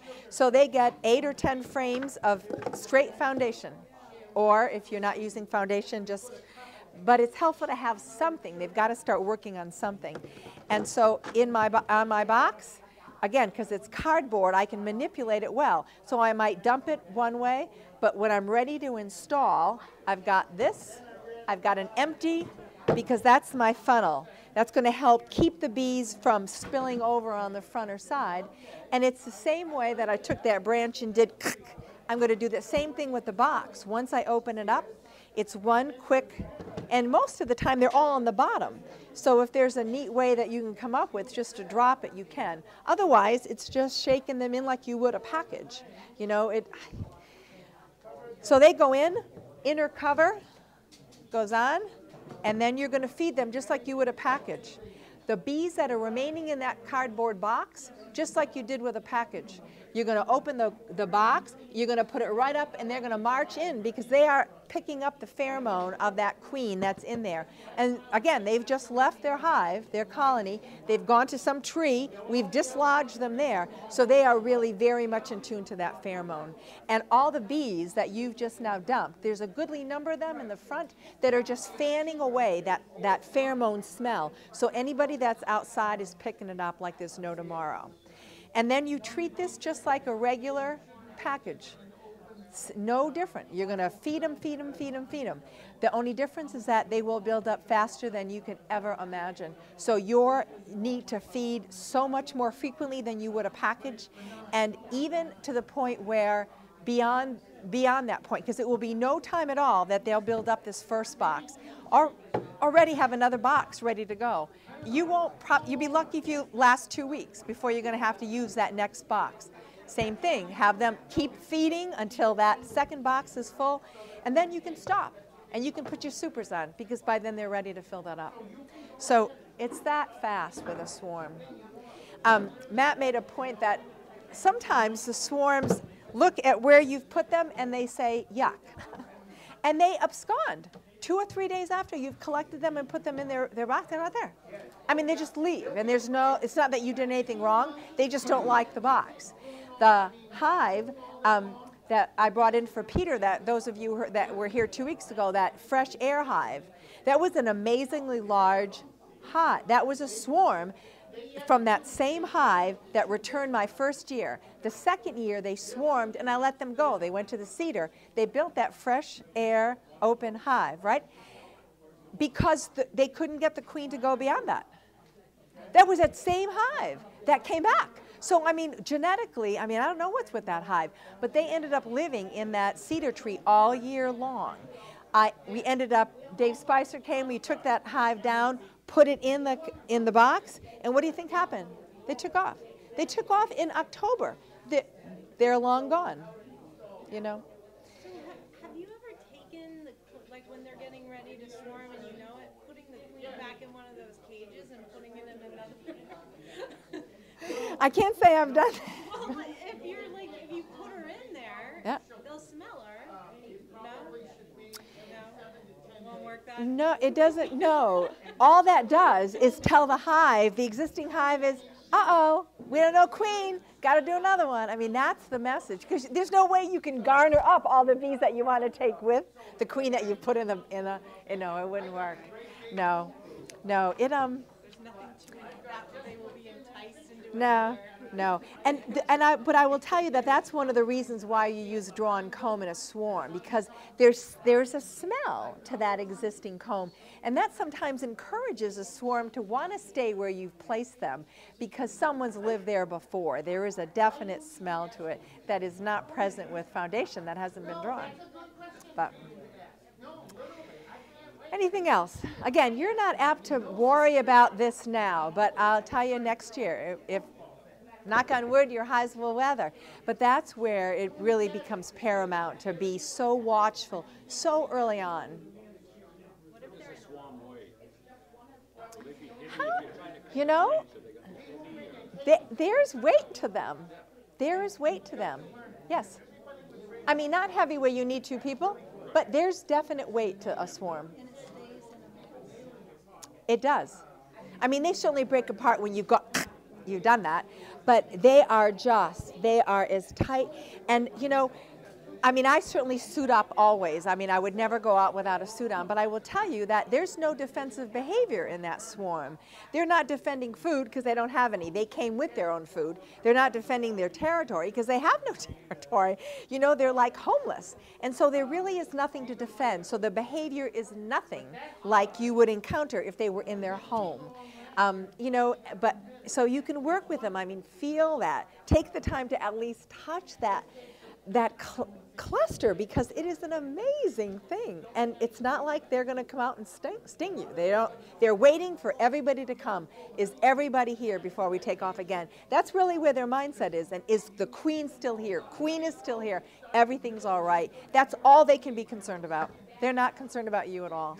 So, but no, it's a phenomenal thing. And there are several methods of determining the number of varroa you have in your hives. The premier one is the screen bottom board. You have a white plastic sheet on there, or a tray, or something to catch the fall down through these frames. And if you bother to put grease on it, the varroa won't move. Otherwise, the varroa might move off and fall on the ground or somewhere, but put Pam on it or Crisco or something, and they stick to that so you can get a mite count there. There's between a 15 to maybe 20% mite fall a day from naturally crawling around and losing their grip on a bee, and they fall through. And when you use a screen bottom board, they fall all the way through to your catching tray or right to the ground if your catching tray is out. If you don't have a screen bottom board, they're liable to land on the bottom board, and then they just wait for a bee to go by, jump on, and they're back upstairs again. So that's why the screen bottom board is important. There are other methods of determining the number of varroa you've got, and a very common one, and Tony, you'll hear Tony talk about it, is the ether roll. So, in order to get bees, you can either take a frame from the brood nest that has worker bees on it, and it's nice to take, I don't have a drawn frame with live bees, obviously, but if you can find a frame right out of the brood nest that has 30 to 40% that's still open and not capped, that means the larva, the varroa, is still very interested in that larva before it goes into the pupa stage. And you can either shake those off or take a bee brush and just whisk them off. And you want more than you're going to need, because they're not going to sit there like those bees are sitting there. They're going to take off on you. And then, because there's brood here, you want to put that back in so it doesn't cool off. The rest of the bees will come along. And then relatively quickly, check that you don't have the queen, because if you kill the queen, that's going to cost you $25 and probably 10 days worth of angst. So get a quarter of a cup. They're alive. They were. No, when you scoop them up, they're home. Yeah. Oh yeah, they're alive. Okay. Do you think I dare do that in here? Okay, so you take that half a cup did you get the handout? Yes, I see some of them. You put that in there, and this is all very exciting because they are some mad at this point, okay? Yeah, they are. You get a screen on it, and 70% isopropyl alcohol, okay? Right? And now the next statement is really hard to remember. You cover the bees, all right? So how much do you put in?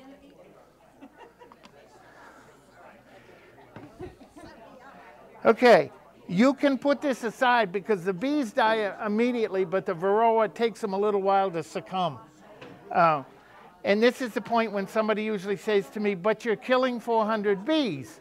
And I say to you, okay, last year when I did the sugar roll, which I will do next, I had 2 or 3 mites that were in the sugar.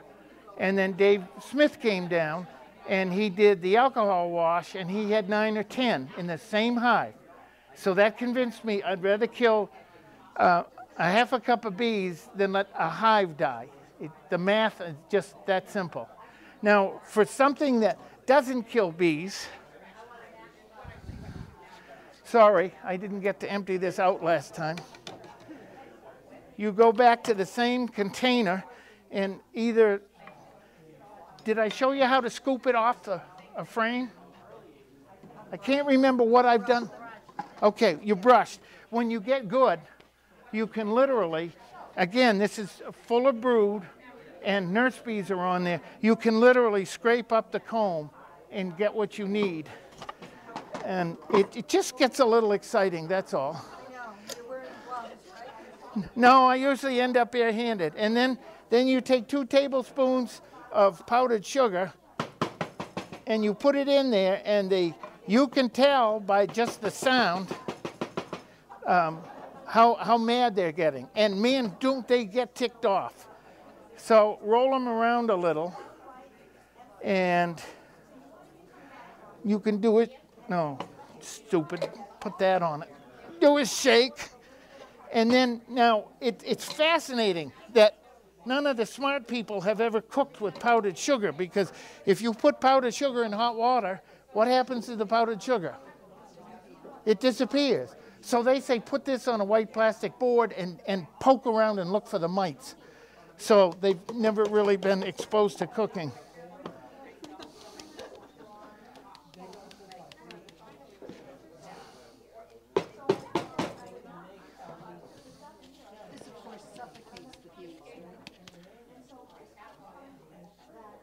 Oh yeah, that's right. That should have been screened. The screen should have been on when I did that, to shake them in there. And then you very quietly, you put that over there on top of a hive and let it sit for 15 or 20 minutes while they calm down, okay? So this one doesn't kill them? No, it doesn't. But I don't see any varroa mites. So this is a false positive. Now we'll take, did I?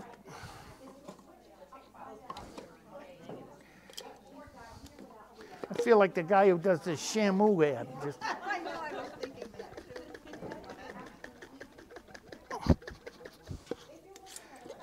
How long have these bees been dead? It was one of Jean's hives that overwintered and died. And I thought, gee, you know, this would be a wicked good demonstration for this right here, because, wow. Okay, now repeat after me. A red dot the size of a pinhead, okay? A red dot the size of a pinhead, all right? Can I show that to the camera? I'll hold it. Can you focus? All those little red dots, they're both floating and down. Those each, that varroa mites killed that hive.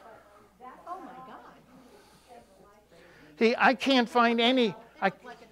I can't find any in the powdered sugar, but look at the number in the varroa. Okay? So that's a really honest way to find out what to do.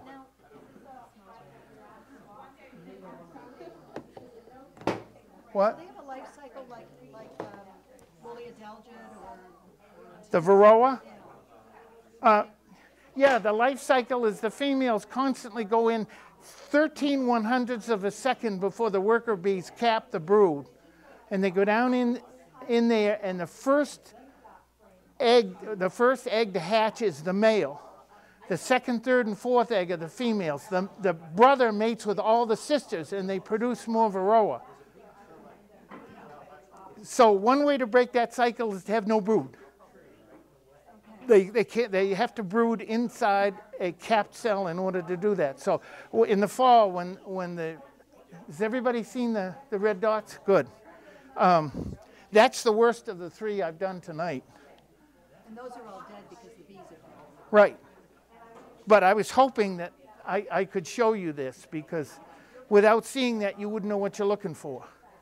So right away, last year, the Lone Ranger came shooting in out of nowhere with Hop Guard. These strips that, who likes beer? Hops are involved with beer.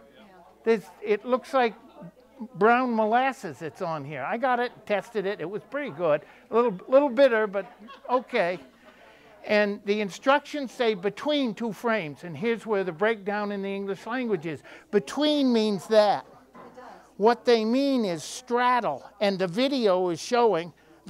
Google hopguard.com, and you'll get a nice video and 3-page, beautiful picture of a mite. They've blown it up, it's that big, and you'll see the 8 legs. If this is the brood right in here, you put one in that corner and a second one down here. And you can do that 3 times in a season. Is that like tanglefoot? It attracts them and they stick to it? No, it's a repellent. Yeah. I don't know how it works, to tell you the truth, Lorraine. Is it made from hops? Yes. So if you grew hops around your bee hive, I mean, hops have a wonderful fragrant flower. I don't know. I wonder if maybe you could just be drinking every I don't know. All I know is when there's something as good as powdered sugar to use on a hive. Have I done the powdered sugar yet? Oh, yeah. No. Did we? Oh, no, they're calming down. So then you sneak over here and you open that up, okay? And then you put them back over in the hive sideways and let them leave on their own accord, okay? Oh, and then of course you'd be able to see it on the powdered sugar.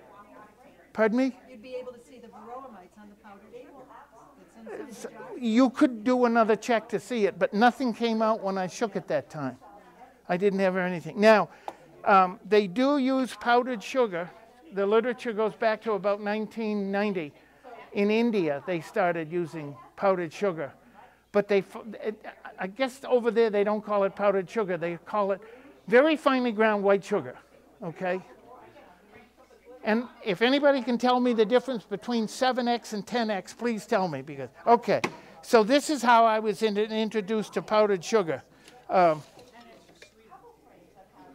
You use a cup per frame, and then you take your bee brush and you massage it down in all the frames, and that spreads it around. And once that's spread around, then you take your bee brush and you force it down in. That's the bottom deep. Then you put the upper deep on, another 2 cups, okay? Well, there's some people out there that said, I don't have time for that screen, so they tape the cup on the handle. These are professional beekeepers that are trying to do 100 hives in like an hour. So they have the cup on here, and they just dump it on. But I go one further. I went up in the kitchen and stole the flour sifter, okay, and put that on with the flour sifter, and wow, and then sweep it down in, and pretty soon on the front cover you will have all these all the ghosties. That's what I call them, flying out front. So if you see, they're all powdered. Yeah, and what's good about this stuff is It's sugar. So it's edible to them. Yeah, it's edible to them. And now the smart ones of you who go home and read, you will read that this powdered sugar isn't supposed to go into the open cells that still have larvae in it. And apparently that is correct, but I don't know how to correct that when you're using something that will dislodge mites. And the next person will say... Dislodges the mites, they lose their grip on the bees that they're on? Correct. What, I can ask you. You'll know the answer. What do they call the bottom of the feet? The tarsal pads? Yeah. Yeah, I got one right. The powdered sugar, right? The powdered sugar gets on the tarsal pads, and they can't grab the bee anymore. So off they go down through the screen bottom board. Now, once they fall down through the screen bottom board, if they don't get back onto a bee, Dead. they die. Tote. Yeah, gone. Yeah. No. No, if you want to get rid of them, you put Pam on the bottom board screen to do a mite count. That's the quick and easy, dirty way. You don't have to go down and slat around powdered sugar, and you don't even have to open the hive to find out how bad is. So that's your first line of defense. If you start finding more than maybe a dozen on that bottom screen, then it's time to do. Now I hated to do it, but after Dave Smith showed me that I had a big Varroa problem, I had HopGuard on there the very next day when he showed me that my powdered sugar shake was lying to me. Now, the HopGuard is a repellent. Pardon me? HopGuard works as a repellent? I don't know. I haven't read far enough. I got so excited about getting my strips on. Great idea. Yeah, it is. And what's great is a lot of these other chemicals you can't put on the hive when you've got honey supers on. But this one, you drive the HopGuard to it, honey supers are not. Yes, sir. How many times a year do you do this? The literature, if you go to hopguard.com and read, did I say there's a beautiful picture of a Varroa? Oh, gorgeous picture. It'll tell you 3 times a year. That's what their Section 18 ruling gives them. So right away in the springtime, that might help control it. But make sure you get in here in August and do an alcohol wash, because the bees that are laid from August on are going to be your winter bees. And they've got to be in there 140 days, more or less. And you don't want to lose those, because that's the start of your hive next spring. By capturing, I wish I had, this is where I put my green frame that has the drone brood on it. The Varroa will go for the drone brood because that's capped the longest. There's 23 days, and the male can mate with his sisters a longer time in the drone than, so you have the drone brood. And if you want to check that, you take your capping scratcher and you slide it through the caps. They're bullet-shaped caps. You slide it through 10 of those and pull them out. And if you have 1 Varroa in those 10 drone, that's a treatment time already. I did that once, and I had like 32 on 10 drones. So you take that, and you take your hive tool, and you turn around to your rubbish bucket, and because it's plastic, you can take that and you can scrape the drone brood off, and you can put it right back in. You don't have to take it in and freeze it or do whatever they claim to do with it. People give it to their chickens, and they do anything to get rid of it. So screen bottom board, Varroa trapping, powdered sugar. What else do? I do 2 or 3 other things that are called integrated pest management. The question is, how do mites get into a miteless hive? When they're out flying, a mite can be lying in wait on a flower. They fell off another bee and they're stuck on the flower, so when your miteless hive comes by, mite hops on that bee, hauls it back in. That's why every hive has mites now, even the wild hives. Thank you very much.